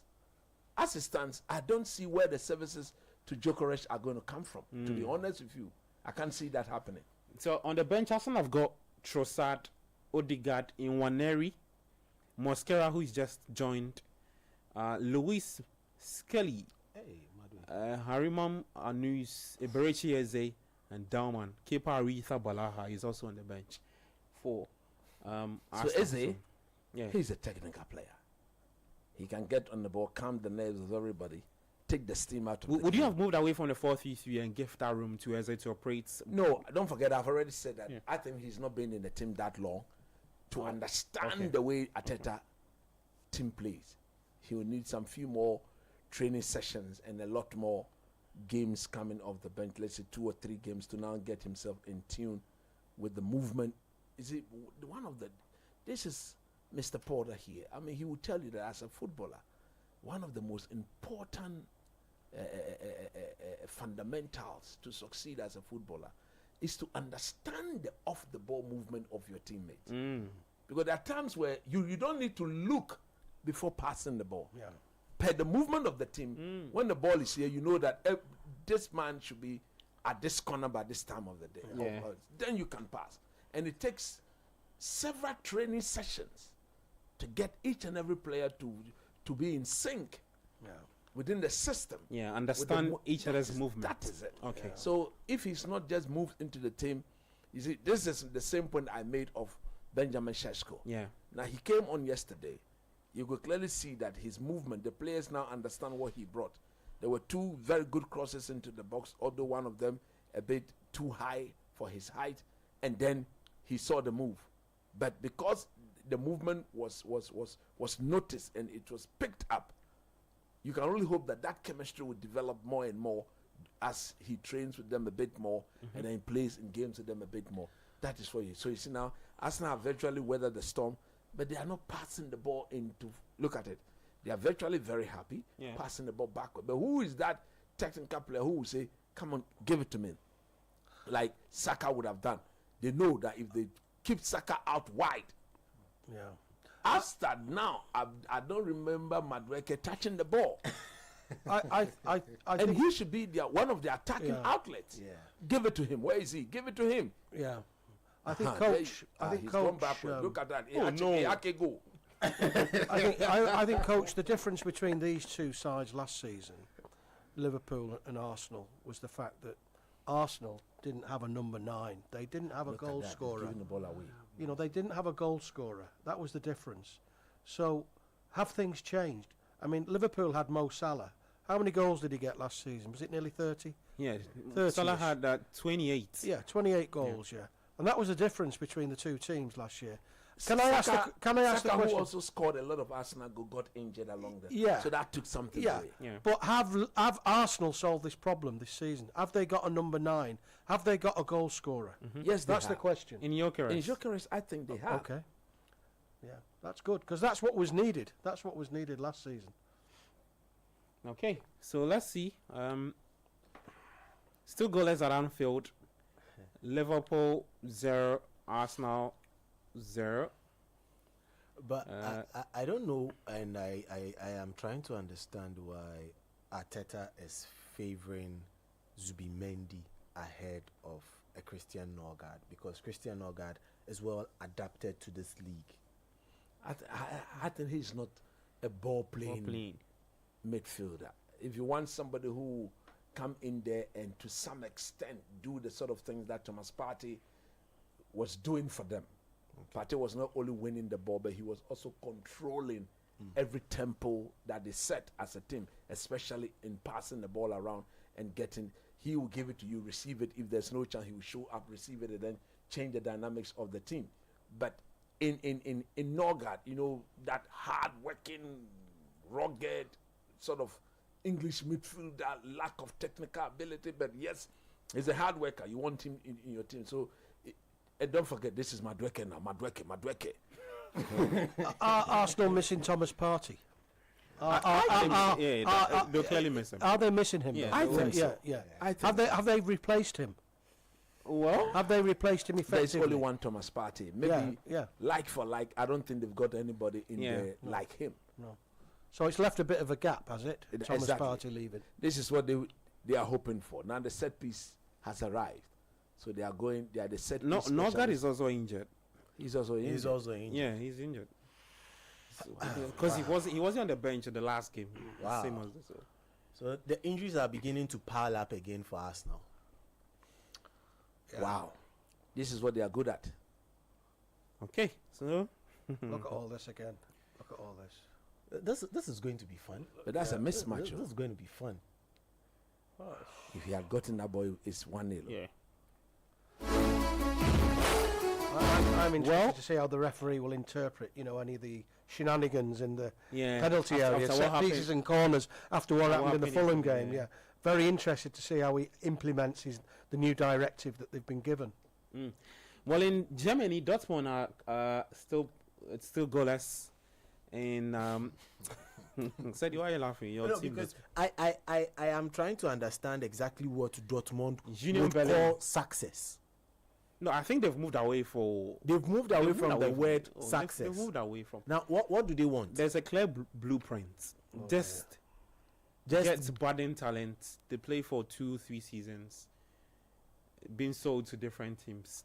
The chap who is now leading the attack, Girashi, in the next few seasons, you leave. Next few seasons, you leave to where? Oh, you leave. You Maybe go to Saudi. Yes, But he's in his I mean, 30s. he'll leave. He's in his 30s.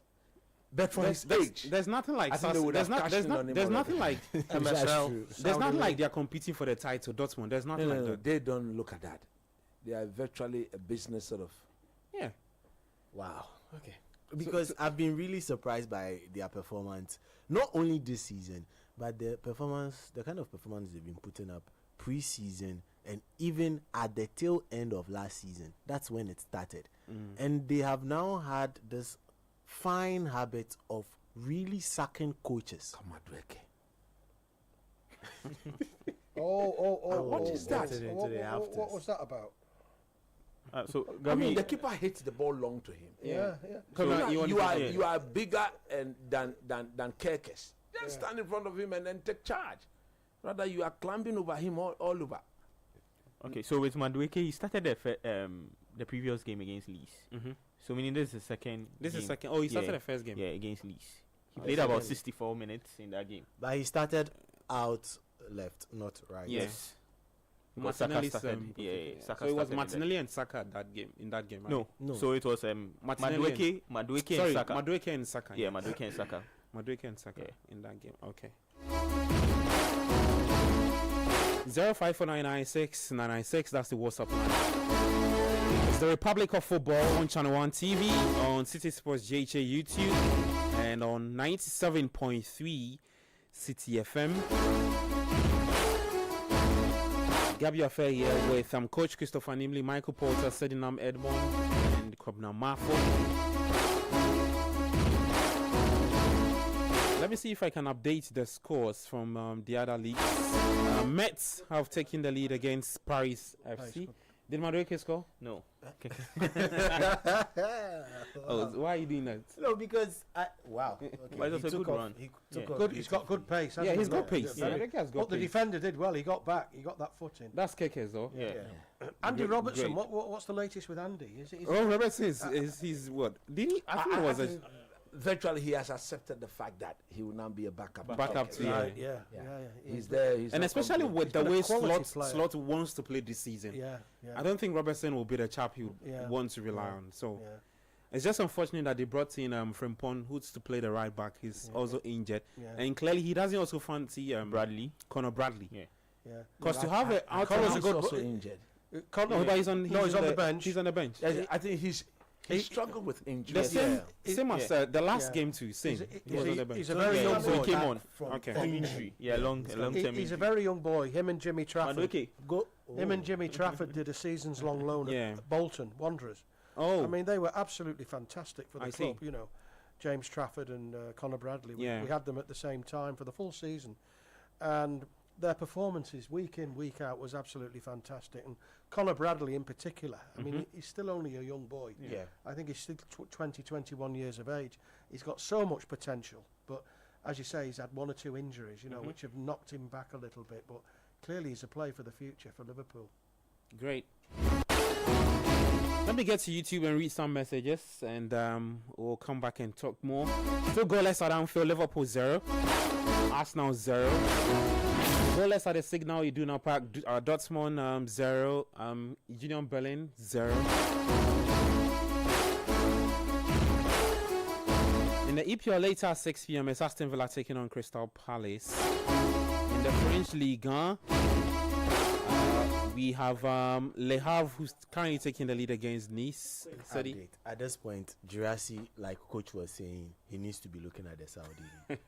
What did he miss? No, because Union Berlin literally handed the ball to him on the plate, ran. All you need to do is look at the goalkeeper. Just put the ball beyond the goalkeeper and it's in the goalpost, and you manage to hit the only target you have to miss. Well, Monaco and Strasbourg is Monaco 1, Strasbourg 0, Paris FC 0, Metz 1. Later 6:45, Lyon will take on Marseille.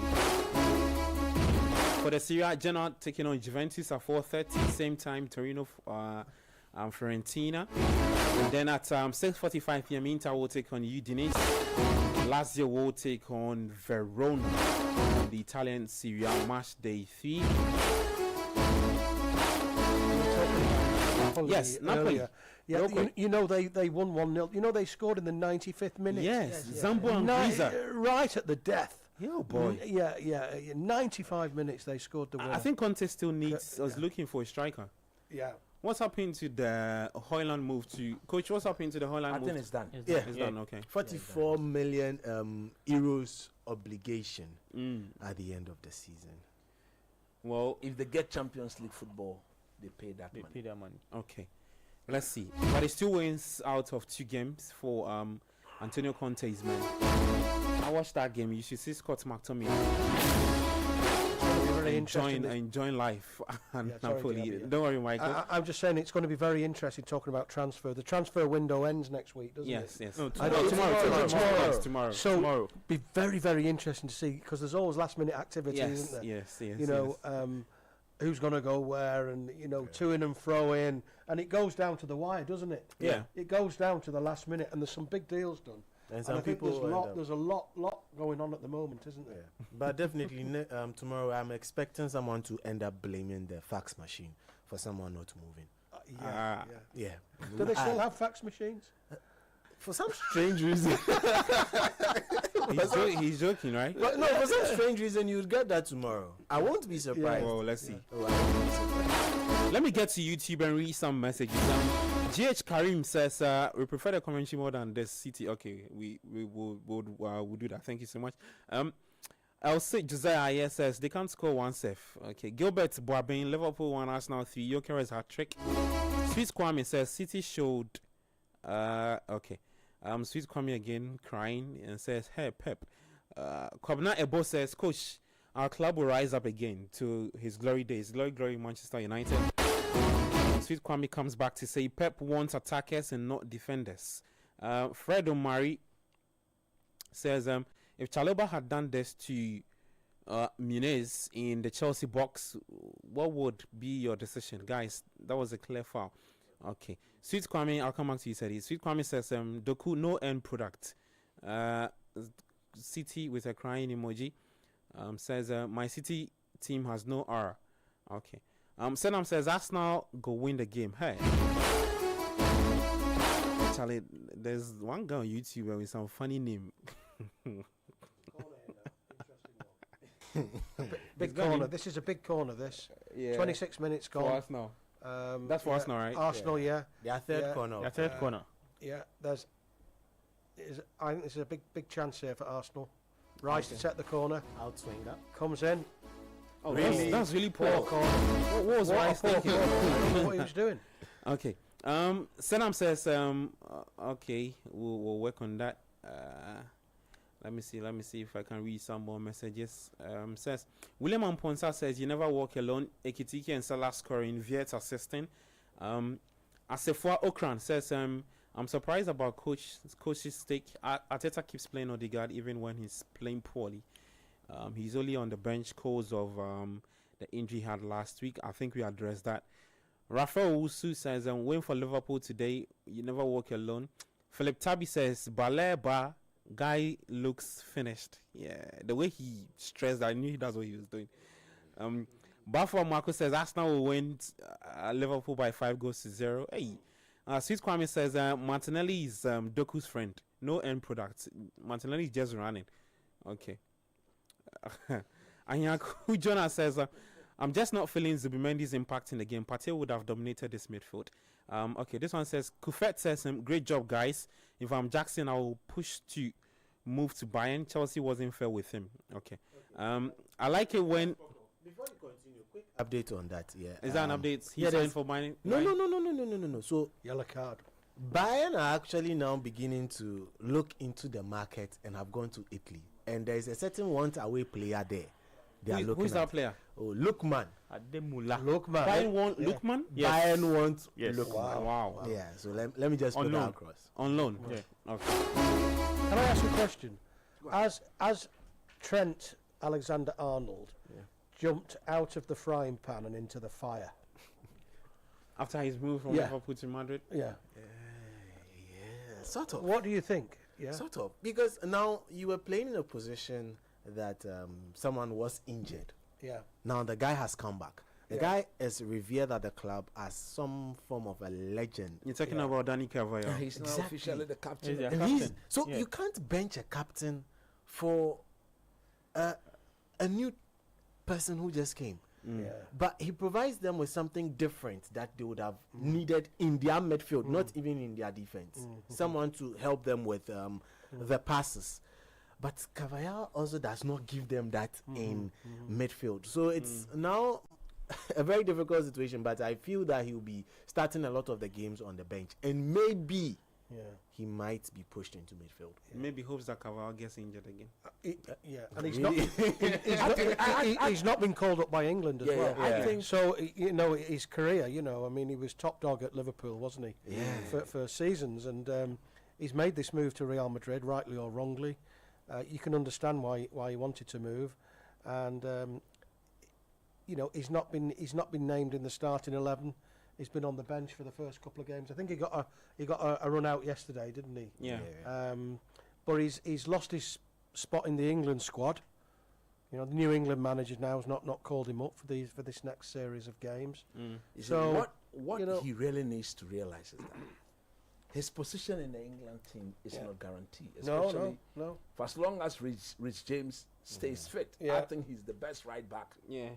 England has got. And then I think for context 6 too, I think we have to highlight who the coach of England is now. Yes, exactly. Tommy Tuchel. Yes. Yeah. Wouldn't fancy what. It's no longer our Gareth. You know. Sir Gareth has gone now. Yeah. You know. Rise Sir Gareth. Yeah. We got a new manager with a new mindset, and so sometimes you don't fit. And the boy at Newcastle, Livramento. Yeah, Livramento. You know my stand on him. Yeah. I think he's a fantastic right back Yeah. to have in your team. Yeah. What that boy has. His energy levels are insane. The two of them, Rich James and Livramento, are better defenders than Trent. And that's what Tuchel fancies the most. But at the end of the day, as a coach, if you present yourself to me as a defender, fundamentally what are your biggest defend. strengths? Okay. Anything you bring on board in the attacking sense is an added advantage. So if you are weak defensively and the others are solid defensively, they play. When I have to chase the game and I need somebody to give me something in the attacking sense from your end, then I will turn and look at you. But if we are all starting at fresh and it's about who can defend best for me, I always go for those guys ahead of you. Okay. Let's see what becomes of Trent Alexander-Arnold.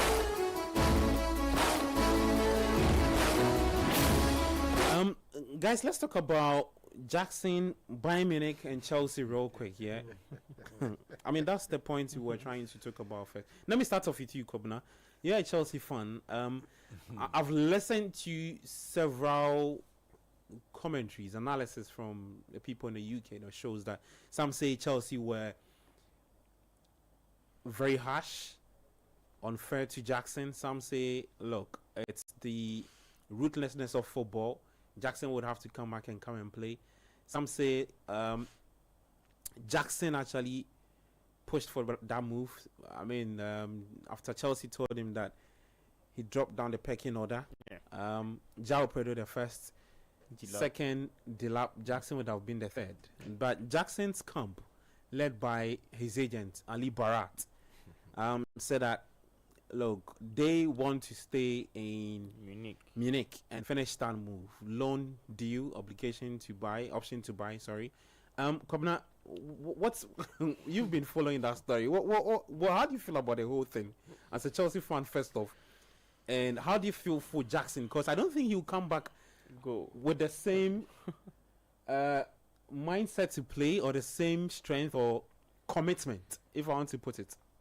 Okay, so this whole Jackson issue is very funny because I just feel like, first of all, I mean, this is just what I think. I just feel like Jackson is still a player of Chelsea. You are moving to another club. You're moving to Munich to have your medical. So before doing your medical, they just called you that you have to come back to... Yeah, so Chelsea revoked that permission. That you have to come back to London to... because they need you back because one of our strikers have got injured. Which I feel like Chelsea did the right thing to call him to come back. But when you talk about the emotional part of it, for that, you just feel like Jackson feels like he's been disrespected. But when you think about the employer's side...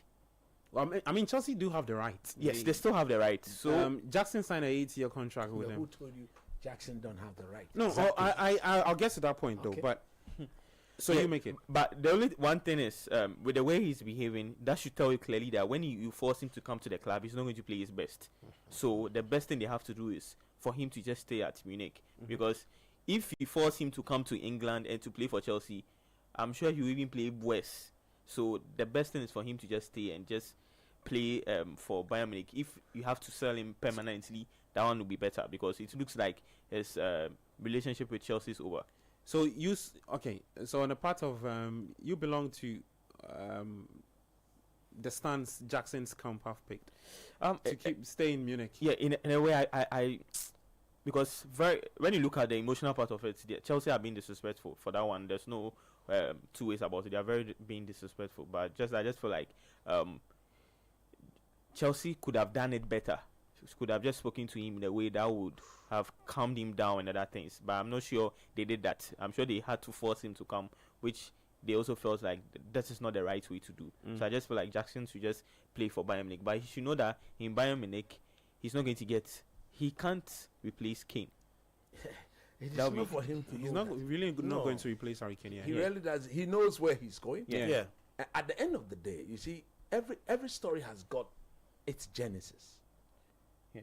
I do believe that the young man has not been treated fairly. This is, in the last 2 seasons, Chelsea's main man. Exactly. Take it or leave it. He's been their main man. So that's the point I was just about to go. Yeah. I think now, that as their main man, he's received a lot of harsh there were games treatment, where because of some 1 or 2 red cards, he got. And then the penalty incident with Cole Palmer. Everybody that was another one. Started looking down upon him and trying to say things that shouldn't be said about him. Yeah. When my player gets a red card in the line of duty, I would never hold it against him if I'm a coach. Because you see these players that are playing, their adrenaline level is just running through them. Yeah. So as a coach, you try your best possible to calm them down. Now, Jackson from the beginning did not care who Chelsea brings in for competition. He did it. He never complained. After all, Chelsea has got the right to buy whichever player they want to buy into the team. Yeah. But the moment you have the manager, the hierarchy in press conferences saying that he needs to find another team to play for, then the message was sent very clear. Yesterday, we dealt with the topic, Abeku, and then Yao brought up quotes from Enzo Maresca. About, Jackson. That virtually meant that Jackson, if he really wants to enjoy his football, he needs to go elsewhere. There was nowhere in any of those quotes where Enzo Maresca opened the door for a competition. Yeah. He made it very clear that he didn't want him. That is the boy from Brighton, João Pedro, and what? Liam Delap. And they are very okay with the 2 guys. Okay? Yeah. When you put that out there as the narrative, if I'm the player, I know I'm not needed here. Yeah. And look at the circumstance under which they are commanding him to come back. Yeah. You had agreed, the man has sat on the plane, he's landed in Germany, your game was ongoing. He really didn't care. You won your game. Your game is on. As to what transpired during your game, how does it affect me? I don't care. Only for him to go through everything, and then you send a text to Bayern Munich that no, you are not sanctioning them, and Bayern themselves were shocked. Yeah, it was just about having his medical. Yeah. And Bayern When was- the call came in. When the call came, and Bayern was shocked, but we finished everything. Bayern Munich got the man a private jet at their expense. Agreed? Mm-hmm. Yeah. Flew him from England Yeah. all the way to Germany. Of course, it's something Chelsea can pay Yeah. at the end of the day. But if the club has got the right to do whatever they want to do, let's put it out there. Players too have got the right. Yeah. Yeah. Because don't forget, there are two parties to every contract. If you can abrogate the contract as at when you want, I can also abrogate the contract as at when I want. But I believe that Chelsea as a football club has not handled the team properly.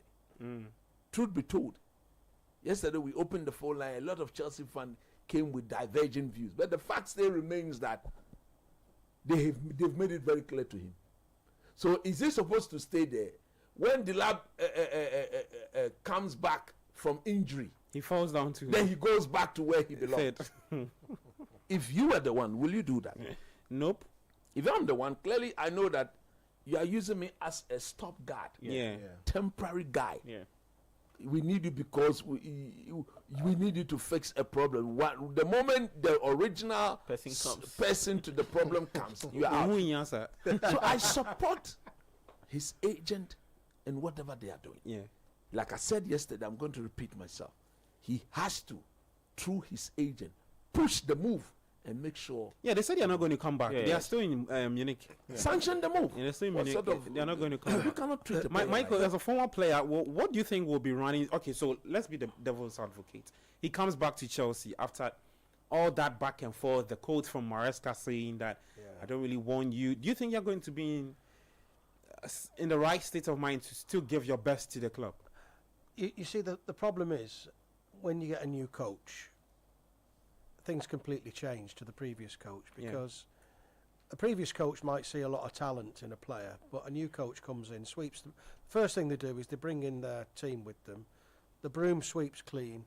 He likes the players he wants to keep, and he gets rid of the players he doesn't want to keep. Now, for whatever reason, he appears to have taken a dislike to Jackson, for one reason or another. Doesn't seem to think that he fits in with the plans, so Jackson's left. Now, once you leave, it's very difficult to come back because it's not the same. It's like having a job, leaving the job, and then decide, no, I've made a mistake, I'll go back to the job. It doesn't always work out. So I think in Jackson's case, he's young enough, and in all honesty, Bayern Munich's a good side. Harry Kane's made a good move there. Yeah. Do you remember when Harry Kane left Spurs? Yes. There was so much disappointment, wasn't there, that he'd left Spurs, and we all thought, oh, well, it's not a good move for him. But in fact, it has been a good move for him. So I think in Jackson's case, if the manager was to check, because look, managers now, their life is very short, isn't it? The king is dead, long live the king, isn't it? You know, 1 minute you're in a job, the next minute you're gone. Out. Now a new manager might come in and say, oh, we need Jackson back. Yeah. But I think under the current regime, for whatever reason, there's not a place for him in the Chelsea setup. So what do? Do you cry over spilt milk or get on with your career? So Delap is out for 6 to 8 weeks. That's 2 months, right? Yeah. So Chelsea will need him for 2 Well, months. they could recall If him. he comes back, they don't need him again. Yeah. they could recall him. He could come back and score lots of goals, and make a name for himself. But the fact is, if your face doesn't fit, it becomes very difficult with the manager. Yeah. There's the sort of psychological part of it as well. They don't like each other, maybe. Maybe it's a personality See, clash. at the end of the day, he comes back, he walks into the dressing room. He's never comfortable being there. That's the After thing. all these guys, you never wanted me thing. here. That's the thing. Yeah. Peripherally, he's going to be used. That's what we say. He's going to be used sparingly. Yeah. Assad when go and play 2 minutes, 10 minutes. Come on. Yeah. I'd rather go and sit on the bench on a team that sees me as an integral part of whatever they are doing. Yeah. And that is Bayern Munich. They are ready to pay 15 million euros loan fee. Absolutely. That's what they Absolutely. were given to Chelsea. Yeah. 15 million loan fee. You want to go to a club where you're welcomed, Exactly. don't you? You don't want to stay at a club where you're not welcome. Not at all. Or you're How arguing would with you- the manager, or you Yeah, don't you fit know, in. order. What good is that, I mean, there was an incident last weekend of I don't know whether you saw that, Rangers, a player on the bench refused, the substitute, he refused to come on the pitch. The manager said, get stripped, you're on now. And he said, no, I'm not going on the pitch. Fell out with the manager. Didn't go on. Wow. Kepa Arrizabalaga and Just some reaction. Just some reaction coming in from Man City here. Pep Guardiola suggests Man City players were scared. They were scared? Since when? Yeah. In dramatic Brighton defeat, they said they forgot to play. He's accused his players of being scared and they forgot how to play. This is breaking news. Lord have mercy. It's coming out now. The primary purpose of a player on the pitch in a team is to play football. So how do you tell us you've forgotten to play? Where does This this... is what Pep's just said Wow. in his interview. Wow. That's So, nice. strange thing to say. Well, let's see. We'll see what becomes of that Jackson move. He said you know how to buy. Quick one. You see, coach said there are two parties to this. I want to extend it further and make it three. That's right. There are three parties in this particular. Who is the third? Bayern Munich. Okay. Right. There's I thought you were going to say his girlfriend then for 1 minute. All right, carry on. Dortmund have scored. All right, yeah, go on. Sorry. So I seriously do not know if up by 1 goal to 0. He's involved in any way. All right. Okay. Yeah, we know what we know the power the spouse have in transfers. Yeah. Yes, because Jamie Vardy's transfer was determined sort of by the spouse. But with Jackson, back to Jackson. Jackson actually, there are three parties in this. Jackson and his entourage. There's Chelsea and then there's Bayern Munich. On the side of Bayern Munich, I believe that if they actually wanted Jackson hard enough, they really wanted Jackson, they would have gone out, splashed the cash and got Jackson. Yeah. Do you understand? We've Chelsea's seen asking for 80 million. Exactly. That's so it now It's becomes not an 80 million. No, good. yeah. Exactly. In the same vein, I don't think Madueke is a 50 million player even. But Arsenal paid for it. Arsenal valued him higher than 50 million, and hence when Chelsea mentioned 50 million, they were quick to just separate themselves from 50 million pounds sterling. That's difficult for Madueke, but we will let that slide. Now, Chelsea wants that amount for their player. It's their player. They are quoting whatever they want for it. No problem. If it does not suit you, walk away. Because for Bayern this season, they have actually fumbled a lot of transfers, which is not the kind of things Bayern Munich does. Yeah. They fumbled Florian Wirtz. They could not convince him to actually play for them. They could not also convince Javi Simons to move to them. He was the second on the list, and now they have gone down the list and they are roaming somewhere in double figures. That's on them. And I feel now that they are even trying to turn their attention totally onto Ademola Lookman, another guy who also wants away from his club. It's beginning to show a certain trend that Bayern actually are looking for a loan and they are not ready to spend cash in that way. Fine, that's on them. Now, for Jackson at Chelsea, when he was coming in, he was never coming in as the lead striker.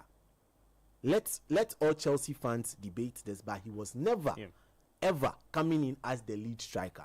Despite that, you have played him as your lead striker for possibly 2 seasons. He has gotten you double figures in the EPL each season he has played. 14 goals in his first season and 10 goals last season. That is 24 goals. I don't want to mention other clubs and just oppose them to their strikers. We beg you. You get where I'm coming from. Yeah, don't mention. However, for Jackson, the thing becomes his disciplinary issues. Oh, okay. Do you understand? Is that penalty incident we call upon one part? No, the red card So against the back and forth with that you play. You can say with that you can say they have a personal. If you issue. decide to get rid of him because of that, why are you bringing him back? No, even coach, they even have a player now who has more disciplinary issues than Jackson. He had worse disciplinary issues at his former club than Jackson. I'm talking about Chelsea's newfound shining ornament. I know. Joao Pedro. Yeah. But all of a sudden, he got into Chelsea and he has changed. But yesterday, it was rearing its ugly head in their game versus Fulham. He needs to be very careful. But for Jackson, he has not helped matters with the kind of red cards he gets and when he gets those red cards. Okay. That is on his side as well. Now, so the point we are making is that he's gotten those red cards. Yeah. This is the way I see it. These red cards were acquired in the line of duty. Yeah. Okay? That is one of the hazards of football, if I may put it that way. After how many red cards are we talking about here? But numerous yellow cards. Two. No, 2 recently. And 2. So there was one in the FIFA Club World Cup. That was the only game Chelsea lost. Yes, you understand? And the Newcastle. That's it. No, but why should you get rid of a player? And that was a game that could decide Chelsea's fate. Why in the Champions League? No, I don't know why. Did Chelsea not make Champions League? They did. So at the end of the day, if you are a team that believes in, shouldn't you sit him down? Yeah. And get him to understand the dynamics, that you should understand the situations under which we find ourselves. Therefore, when such situations are prevailing, this is the way we are. I expect you to behave. The likes of Rokin and Patrick Vieira and co, they had over 20 red cards during their career, but they were still playing, and nobody got rid of them because of that. The point I am making is that this has been your main man. I don't know in football, when is it your main man for? Look, at a point, Chelsea virtually relied on him for goals. Drogba and Sons. There you go. You see, Chelsea relied on Nicolas Jackson for goals. He was being compared to Drogba. Oh, Charlie. For me, where I really do see the disconnect is the fact that the young man is not ready to fight for his position. Yeah. And it's not to cut it. Before they brought in Delap, right? No, before they brought in João Pedro, he said something. They asked him. So that's when his future at the club came up for discussion. And he was asked, and he said something about he's ready to compete. Of course. This was before João Pedro came in. This was before Chelsea played the semis. No, the quarters. That's right. In the FIFA Club World Cup. So at the time, it was just Delap and him. So he said he was ready to compete. And then the Pedro thing came in. And even that, you see, I don't know why Chelsea themselves. Look at it this way. You are in the Champions League. Yeah. You are in the EPL. You have the FA Cup to play. For competition. You have the Carabao Cup to play. Yeah. And you need. Do they sincerely believe that? Only 2. Delap and Pedro, those only 2 strikers. You need squad in depth, though. Now they say they want some chap before Sporting Lisbon. Now, if you don't get if you don't get the depth, your Keres is understudy. Yeah. If you don't get the depth, why do you push him away? Okay. If you go, it is now that maybe in terms of system or tactics, things, but naturally, if you are in every competition, you need 4 strikers in your team. I'm an advocate for that. How old is he? How old is he, Jackson? Jackson is 24. Yeah, he's still young, isn't he? Still very. That's why it is even shocking that Chelsea wants to get rid of him. And he's also looking at the World Cup coming. He wants games. He wants to play. He doesn't want to sit on the bench. He's been called up for his national team. Yeah. What's his national team? Senegal. Yeah. Right. Let's take a quick break. But before that, let me just update you. So that game between Liverpool and Arsenal is goalless at Anfield. At the Signal Iduna Park, Dortmund 1, Union Berlin 0. Let's see for the other leagues in Spain. Villarreal taking the lead against Celta Vigo. So Villarreal looking to get another win. And after taking the lead against Celta Vigo. And guess who scored for Villarreal? Nicolas Pepe. He's having a fantastic time there for the Yellow Submarines. Like scoring for. They are leading? Yes. They just took the lead against Celta Vigo. I think Partey is on. So if they win, they'll get 12 points. Yeah. So, but let's go for a quick break. When we come back, we'll talk some more. 4:30, we'll activate the phone lines. The time is yours. Call us and let's get talking. Anything you want to touch on? That's if you're watching the Liverpool game, you can call. Anything, just call us. 97.3. I'm Gabriel from here with Coach Christopher Nimley, Michael Porter, Sedinam Edmond, and also Kobna Mafu. We're live on Channel 1 TV and also live on YouTube, City Sports JHA, Channel 1 TV. We're taking a quick break. When we come back, There's more talk for you. This is the Republic of Football. Don't go away.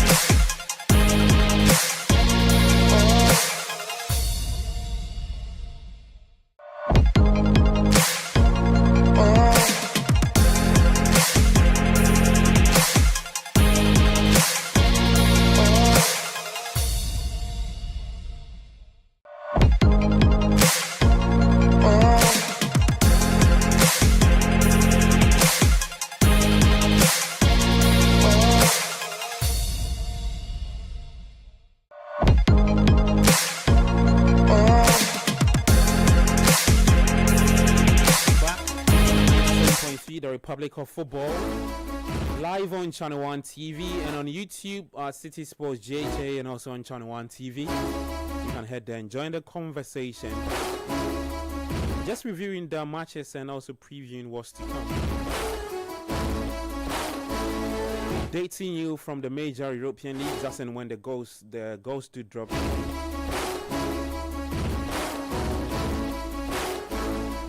got Coach Christopher Nimley in studio with me. Kobna Mafo, Sedina Medmon, and Michael Porter. At 4:30, we'll activate the phone line, so you can write the number down 0539986996, or you can also call us on 0549986996. 0539986996, 0549986996. Let me read some messages. Civic from Achimota says Arsenal 2, Liverpool 1. Ishmael from East Legon Hill says Pep should resign. Mullah Omar from Tema says Liverpool do the do us by dismantling Arsenal for us. Liverpool 3, Arsenal 1 from Raymond Decoder inside Tema Community 4.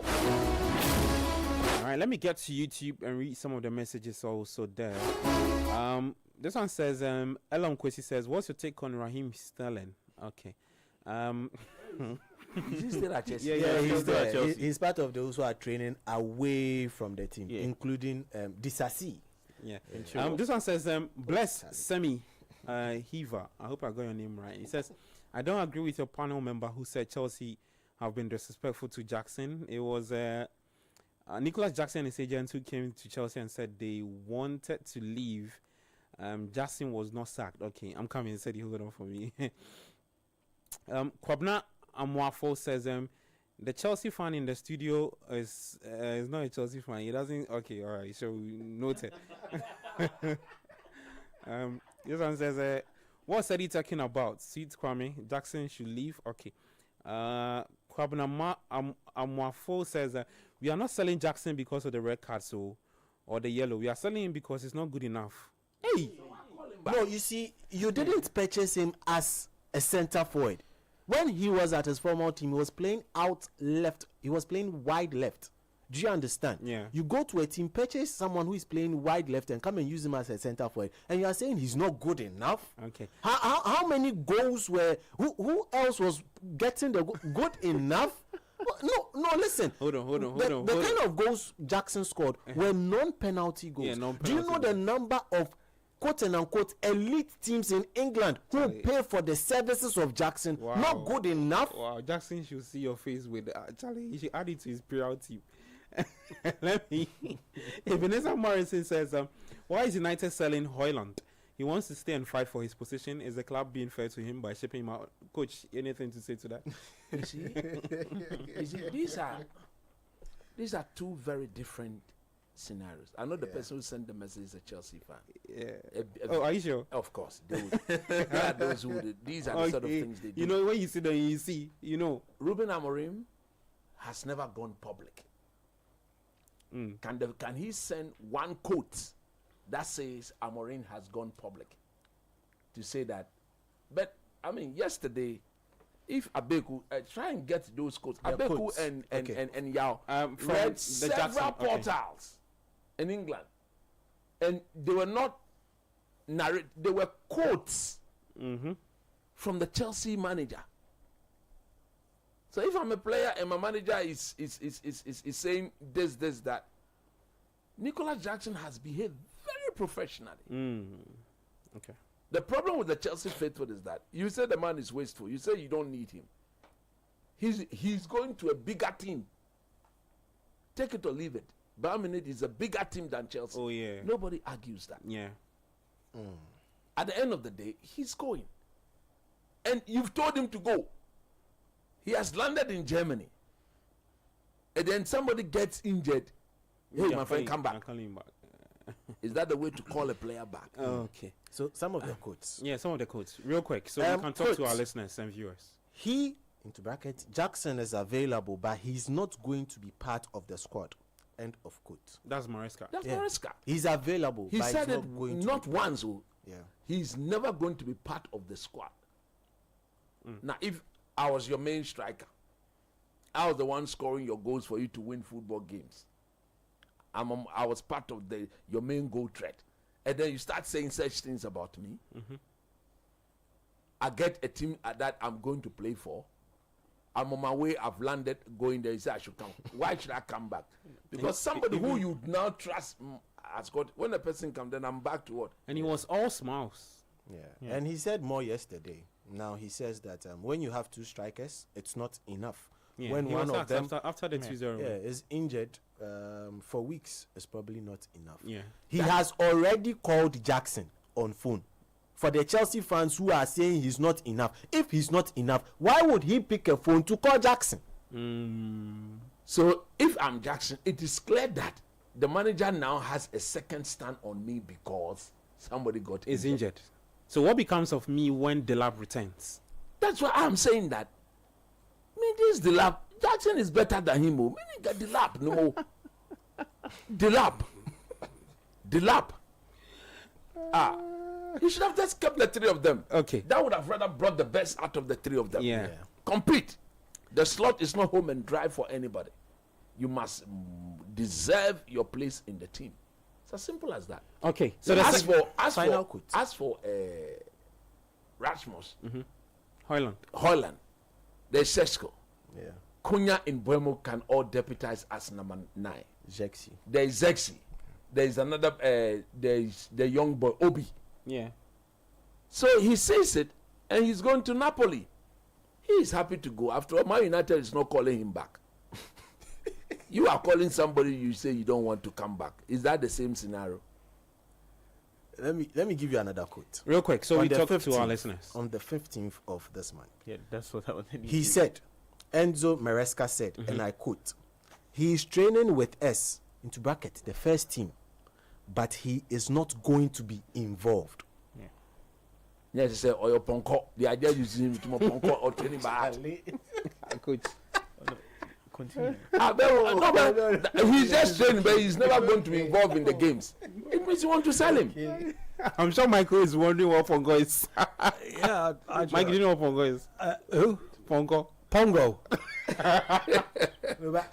No, It's enlighten me. The coach of Chelsea said, he's training with Jackson is training with us, but he's never going to get involved in the game. Right, yeah. Which means you are using him as a training horse. Yeah, yeah. Is that not what it means? Yeah. No, but as a player, why should I train? There's no point. There's no point. There's no point. He's a former footballer. He played for Baltimore. You can run the race but never win it. Yeah. Yeah. Yeah. Well, let's talk to our listeners and viewers. 0539 986 996 0549 986 996. Please call us. Let's get talking. Anything you want to touch on the Jackson saga, Chelsea, Bayern Munich. Thomas Partey is on for Villarreal. Villarreal taking the lead. Okay. Elsewhere in France, they have 2. Nice 1. Monaco have also added another goal. It's 2 for Monaco. Strasbourg 0. Paris FC and Metz is 2-all. And for Germany, Dortmund still holding on to the early lead 1-0 in favor of Dortmund. In the Italian Serie A, Genoa are playing Juventus goalless. Torino are also taking on Fiorentina goalless in that game. 0539969996. Call us and let's get talking. The Republic of Football, Gabi Ofe here with Coach Christopher Nimley, Michael Porter, Sedina Medmon Kobnamafo. Hi, your name and where are you calling from? Good afternoon. My name is Ni and I'm calling from Barcelona. Your name is William. Ni, all right. Ni, what do you want to talk about? Oh, well, I've been laughing all out at home when I'm hearing how diabolic, if I may use that word, how diabolic coach is trying to make the whole Jackson situation seem like. And of course, that's the subject I would like to speak on. Okay? Yes, it's very true that Maresca has made these situations that the telepanelist on the show is very quoted. But he also said I went ahead to say that my idea number 9 is exactly Nicolas Jackson. What about that? Why is that being omitted out of the quotation? And I also remember on certain occasions, when I think 2 different occasions where he has come out publicly to say that if anything doesn't happen in the transfer window, Jackson is being integrated back into the squad. That this quotations show that he didn't really like it. You know, there are so many things that go on in this club that you might not know about. But what comes out publicly that you know about definitely. And there was a point where one of the panelists made a statement where that Jackson was also looking ahead to the World Cup. That's the reason why maybe he doesn't want to come back as Chelsea coordinator. And coach agreed that in that same game, he doesn't agree that maybe he wants to go and play elsewhere, looking ahead to that same World Cup. This is not consistency, that's inconsistency, and that's very diabolic. And yes, I agree. I very much agree that in some aspects, Chelsea has not actually treated Jackson well. But the fact lies clearly that even this contract, or this contract with Bayern Munich that Jackson is going on, it was not a permanent leave, it was a loan.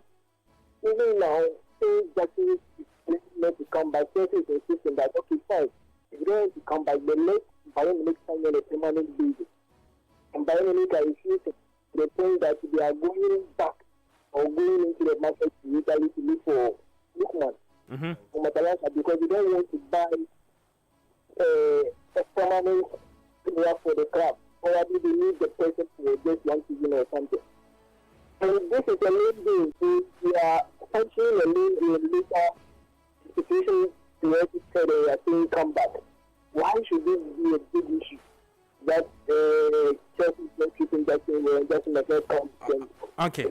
Okay. Then back and forth about all of this thing. So, I mean, if they are being educated, we need to be really well educated so that everybody can see the whole back and forth of the situation. Okay, just hold on and hear from Coach. So, when you talk about somebody being diabolical, then it means the two situations are very similar. Man United have not said anywhere that they don't want Kobe Mainoo. Have you ever heard Ruben Amorim make such comment of Kobe Mainoo? No, you cannot prove that. So the two situations are not the same. Amorim is on record to have said that he wants Kobe to stay. He wants him to fight for his position. That is very different from your coach describing somebody as a training horse that will not be involved in the game. Isn't it? Nia, I hope you get it. Isn't it? No, don't laugh. Isn't it? No, isn't it? He can't help it with a training horse. It's a training horse. He said he will train, but he will not be involved. Nia, I hope you understand, because you have to make way for some other people. Thank you so much. 05399696 0549986996. Call us and let's get talking. Hi, your name, where are you calling from? Okay, we don't have anyone on the line. 0549 986 996 0539 986 996. The time is now yours, our listeners and our viewers. Let's get talking. Hi, your name and where are you calling us from? Good evening. I'm calling from Medina. Thank you so much. Your name, please. I'm Otunfo. Otunfo, what do you want to talk about? Okay, so I just want to have a little say on the Jackson situation. Please go ahead. I'm surprised that coach is defending Jackson today. He's the same person who has been ridiculing him. Coach is not defending Jackson. I think maybe you missed the earlier submission of coach. If you paid particular attention, he gave you a proper breakdown. In fact, analyze what it means for both parties, how the whole issue started. So when you say that, I don't understand. He has been ridiculing him all these years. And no, we also have to be fair to Chelsea. Otunfo, we are talking about now. We are talking about Jackson situations with Bayern Munich, and we are talking about why Chelsea have decided to recall him back after the Delap injury. You get the whole point. I do. And coach is even saying that Jackson has a right. Jackson is disrespected by looking at him on that ranking order and say that, okay, come in the next 2 months or 6 to 8 weeks, I need you only. And I'm even asking coach that what becomes of Delap? So what becomes of Jackson if Delap returns? And he's explained that. Are you there? Okay, but aside that, Chelsea has really done a lot for him. Because he came in and then, like, looking at Chelsea's pedigree, like, we've given him a lot of chance, and then he's supposed to prove himself. Now there are better players than him, if I should put it that way. No disrespect to him, you see. So he's supposed to prove. I understand that Chelsea. I don't want to use the word fair. It's not like Chelsea has not been fair, but this is now we have players that are better than him, if we should put it that way. And so, if it's time for him to move on, I think he should just. But then, myself, I'm a Chelsea fan. I don't support the fact that he has to be recalled. It is not. As for that one. Okay, so you support the decision. You support Jackson remaining in Munich. Yes. For that, I support it 100%. Okay. I don't know why the club will even call him back in the first place, because he's not that player that will help or send us anywhere. We've given him two seasons already, and he hasn't proven himself to be that player. So I think we should move on. Otunfo, let me tell you something, right? When Drogba came in from Marseille, right, to Chelsea, I saw this stat. I'm saying it so you understand what you've just said. When he came in to Chelsea, his first 2 seasons or his first 3 seasons, whatever he did, i.e. numbers, his performance and whatever, it was being compared to what Jackson has done in 3 seasons. Do you know that Jackson has done way better than Drogba in 3 seasons? Oh, really? Oh, yes. So when if you're saying Jackson is not good enough, or you think that he should go because it's not good enough, the numbers and the performance back it. I understand that Chelsea fans are not too happy with some of the red cards and some of the performances and maybe the penalty incidents and stuff. But if you want to go by your comments, your own last submission, I think the stats I've put out nullifies it. Okay then. So, thank you so much. Okay. For the time. Yeah. All right. Thank you too for. Said you want to say something. So this would be the second season that Chelsea is pulling this sort of shenanigans with their players. Last Ziyech one? No, not Ziyech. Calm down. Chaloba. Oh yeah. Last season. Yeah. That one, Maresca was. Maresca. Yes. And it was the same. It was the same on the Maresca. Maresca was emphatic. Chris, what is it? Chilwell. Sack them. These people, what are they? They went and begged Chaloba to come back. Let's get back to the phone lines. Hi, your name? Where are you calling from? My name is Felix. I'm speaking from East Legon here. Caleb. Yes, Felix. Yes, Felix. I mean, you want it that way. Okay, bro. Talk to me. What do you want to talk about? I want to talk about Jackson's issue. All right, please go ahead. Okay, so I have followed. I'm a die-hard Chelsea fan, and I've followed exactly what has gone on within this transfer season and Chelsea's performance. Now, if anyone defends what Chelsea is doing now, I must say that person does not love Chelsea. What Chelsea is doing to Jackson now is really, really bad. I mean, just like Coach said, and honestly, many a time I disagree with Coach the way he bashes Chelsea and he's always laughing at Chelsea and all those stuff. But today, I totally agree with him. Now, you can't tell me that as a coach, coaching an elite team like Chelsea should go into a season fighting for 3 or 4 trophies with just 2 strikers. It is totally wrong. We cannot justify it in any way. Now, you sign João Pedro, you sign Dilap. These guys have shown prospects. But it doesn't mean that you are going to depend on them for all these trophies that you are going to fight for in the season. Now, you've asked Jackson to go on loan. To me, it is a no-no. You don't have to do that. It's so unfortunate that Dilap gets hurt in this Fulham game. Attempting to even call Jackson that is so wrong and very, very disrespectful. And they should buy their heads down in shame for attempting to even do that in the first place. This guy was brought in to play on the left wide. He was never brought in to play as a lead or as an attacking forward in the game, for Chelsea. Be that be the case. This guy has flourished. Fine, he's been very youthful. but he's not a center forward. He's not a leading striker, and he's helped the team get 2 biggest goals in 2 seasons. And as you were saying, he's performed way better than Drogba did in his first 2 terms in Chelsea. Let's give that guy a break. He's done so well. Okay. He's done so well. All and right. we should appreciate whatever he's done for us. All right, thank you so much, Caleb. We appreciate you, yeah? 0539969996. This one you can make it snappy so we can make way for other callers. I'm Gabi Affair. I've got Coach Christopher Nimley, Michael Porter, Sedin Ahmed Mont, come now in studio with me, the Republic of Football 97.3, also on Channel 1 TV, live on YouTube, City Sports JHA, and Channel 1 TV as well. Dortmund have scored again. It's Seru Grashi with a second goal. Sedinam's best friend who says he should go to Saudi. Sedi, quick words.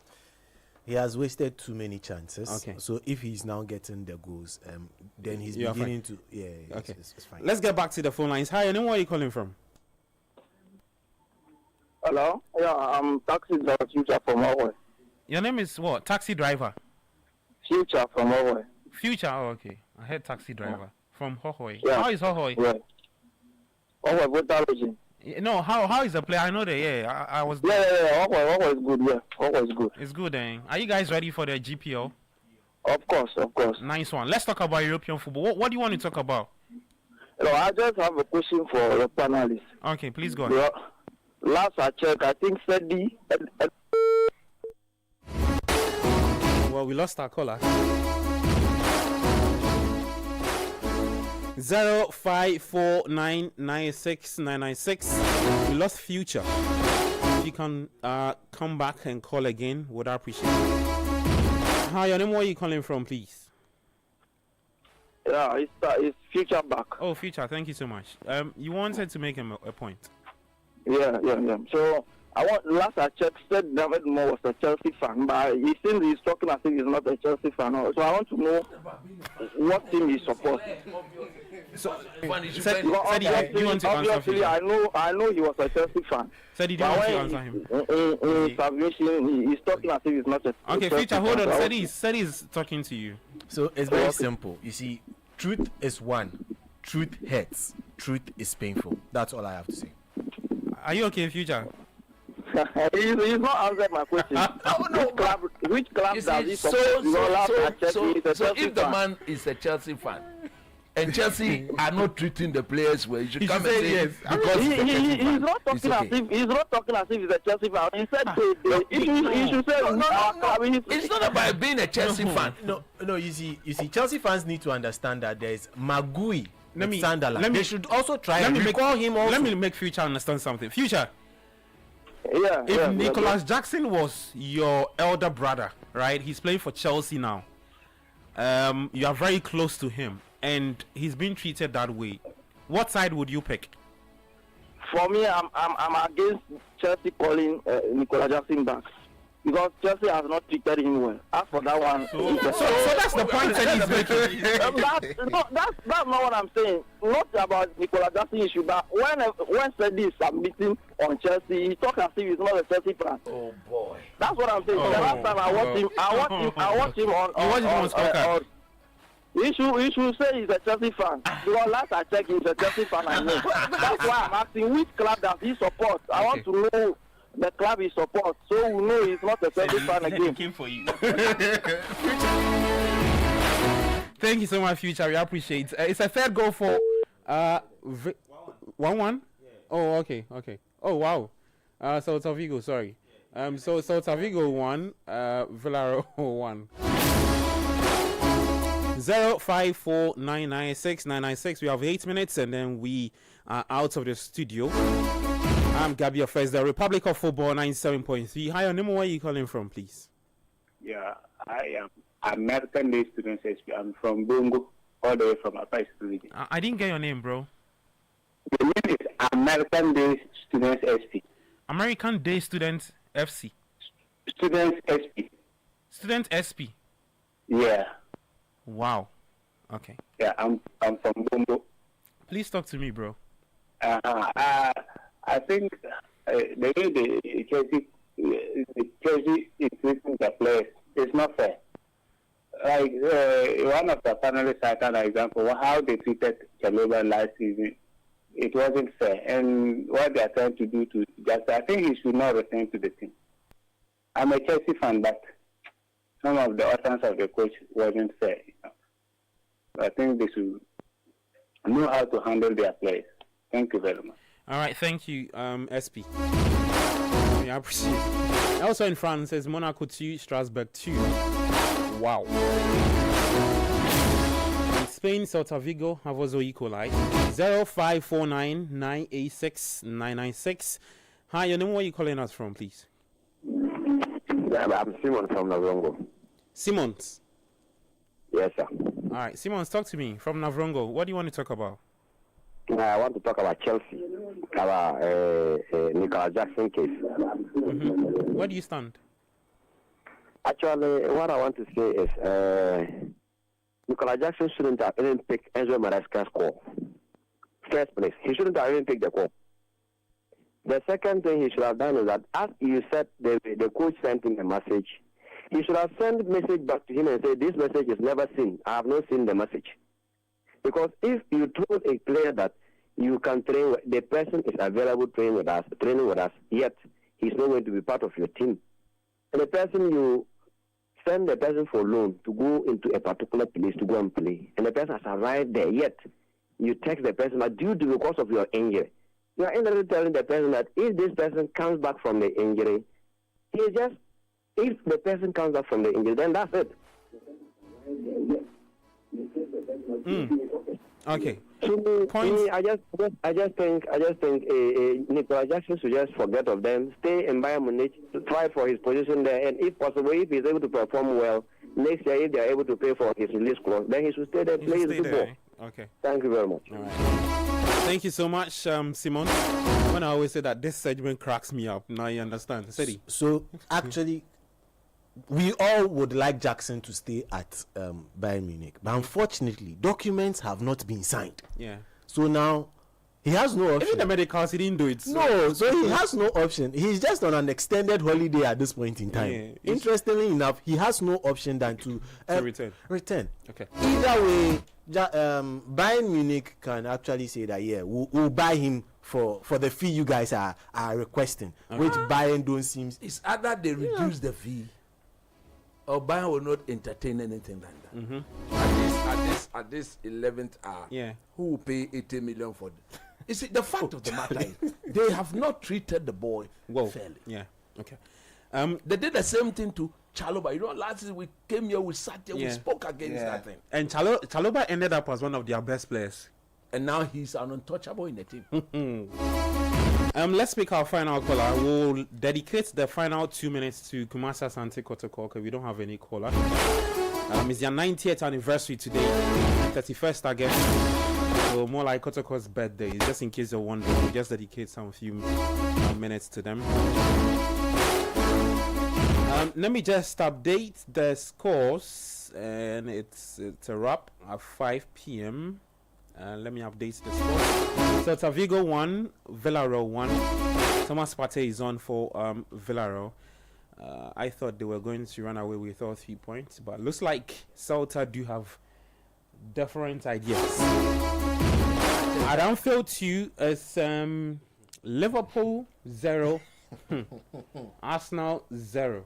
Wow, 69 minutes. Berechi is on for Arsenal. Wow, Eze. For Martinelli. Eze, yeah, for Martinelli. Let's see. The two that we are told was no fit. He's also on.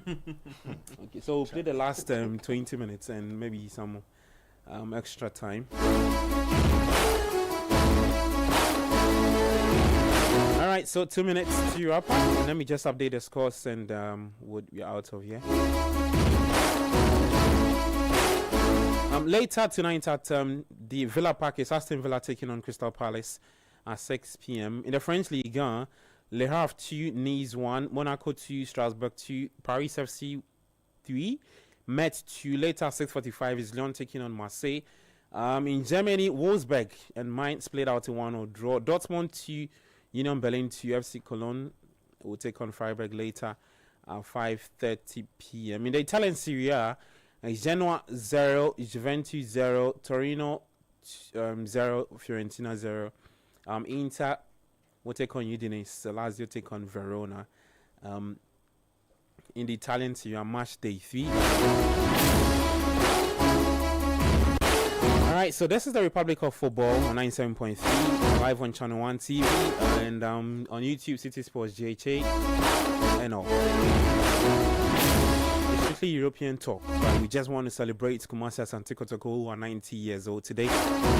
They're currently taking on Bibiani Gold Stars, and it's over, right? So Kotoko winning the champions of champions. So they are champions of champions. Birthday gifts. Okay. Speaking of birthday gifts, let's do this for Kotoko.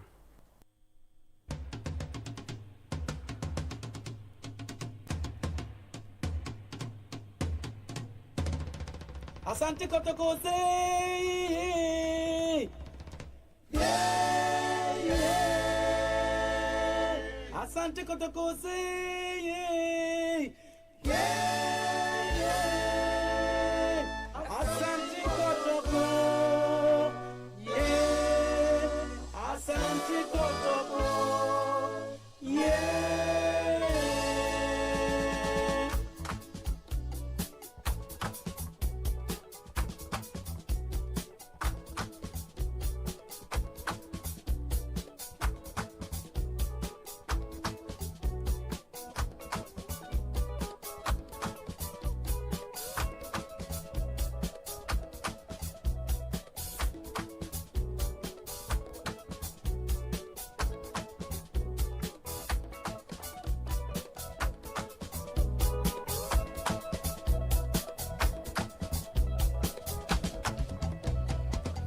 Asante Kotoko yebeshe mamo. Asante Kotoko yebeshe mamo. Asante Kotoko yebeshe. Asante Kotoko yebeshe mamo.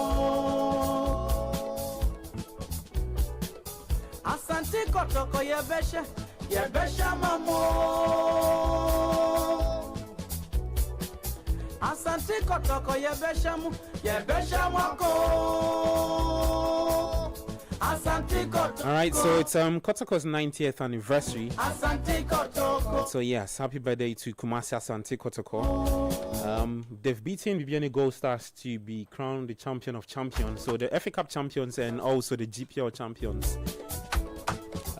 So Kotoko winning it. Komna is a huge Kotoko fan. Komna, just quick words for your beloved. They were 25-time GPL champions. The recent one it's in 2021, 2022. FA Cup champions, recent one 2025. Yeah, a few things in Africa, but it's not been the Kotoko we used to know. Just quick one, then it's a wrap. I'm sure it's not 90 years. I'm sure if it was to be a human being, I'm sure you'll be thinking that he has a lot of good things, maybe properties and other things.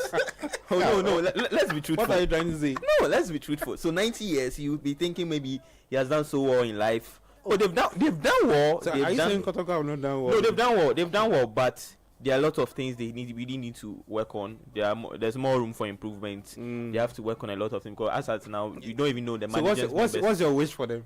Oh no, I just pray they will just sit down, plan their things very well, and perhaps we get a stadium. Shades upon shades. Oh no, so that we get a stadium. Because there's still a lot we have to do. Because when you check the African teams, the likes of El Ali, we've got them even use TP Mazembe and the other even ASEC Mimosa. They are doing so well in how to manage their teams and other things. But for Kotoko, there are a lot of back and forth. So I'm sure 90 years, I'm sure they have to sit down to work on a lot of things. Their training grounds, they have to work on it very well.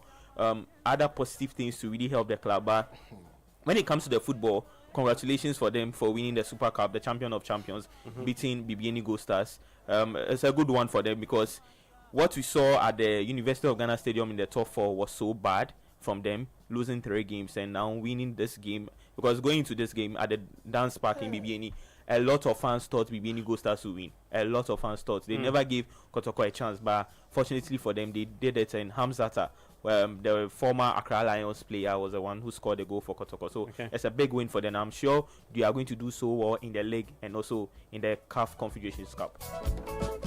All right, so that's it from Kobina. His birthday wish to his club, Kumasha Sante Kotoko. Hoping that they do well. Thank you so much for doing this with us. There's more football talk on TV, on Channel 1 TV at 9 p.m. We call it Scorecard, where we'll bring you the tactical breakdown of some of the games. Talk a few local content. Maybe if there's time that we do some tennis and all that on Channel 1 TV Scorecard.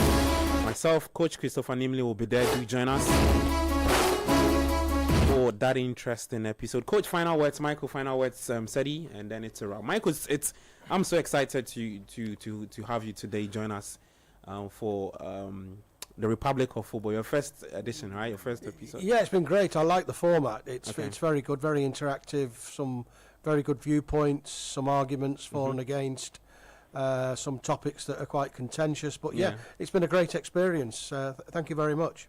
Thank you too, Michael. Coach. Yeah, I mean, I'll be with you on TV. It is what it is. I mean, this program is meant to serve the people of Ghana. Something very different from what is done elsewhere. And so far, so very good. We are most grateful to all those listeners and viewers who have stayed glued to City FM and, of course, Channel 1 TV. And look forward to seeing them this evening on Scorecard. Great stuff. Said you have final words? Yeah, Charlie. Yeah. Listen, Kunate, they say you should tell us which team do you support. You are there doing but unfortunately, Kunate has just altered the plans of Liverpool. Liverpool fans enjoy tomorrow's deadline day. Oh, no, I'm sure they'll go for Gay then. They'll accelerate it now. They'll go for Gay. They actually wanted to use Gomez as a make weight in the deal, and another team actually came in this morning wanting Gomez on a full deal. So it just it throws everything out of here. Tomorrow is going to be very fascinating and exciting for me. So I'm just looking out for the month. Manchester United too have agreed personal term with Amy Martinez. Yeah, good one. Villa are open to sell, but they've also gone now to Laments. Yeah, yes. Villa have gone to Laments. Yeah, they want Laments. But Man United too have submitted a final bid, take or leave it bid to Laments. So I mean, it's going to be interesting. Wow. That's it from us today on today's episode of the Republic of Football on Channel 1. Nope, on CTFM, sorry. There's Scorecard for you right on Channel 1 TV. Head coach Christopher Nimley, Kelvin Edem Kai, Michael Porter, Sedina Medmo, Kobna Mafo, technical support from Daniel Squashy, and also big support from Edwin Kwakofi. Super guy. I'm Gabi Affair. Join us later 9 p.m. on TV, Channel 1 TV Scorecard. More football talk for you. Catch us same time next week, Saturday, Sunday. Bernard Big World Trip, Benjamin Nketia, myself, the guys, and everybody for another interesting episode. In the meantime, do enjoy the rest of your day. Do take care of yourself, and bye-bye.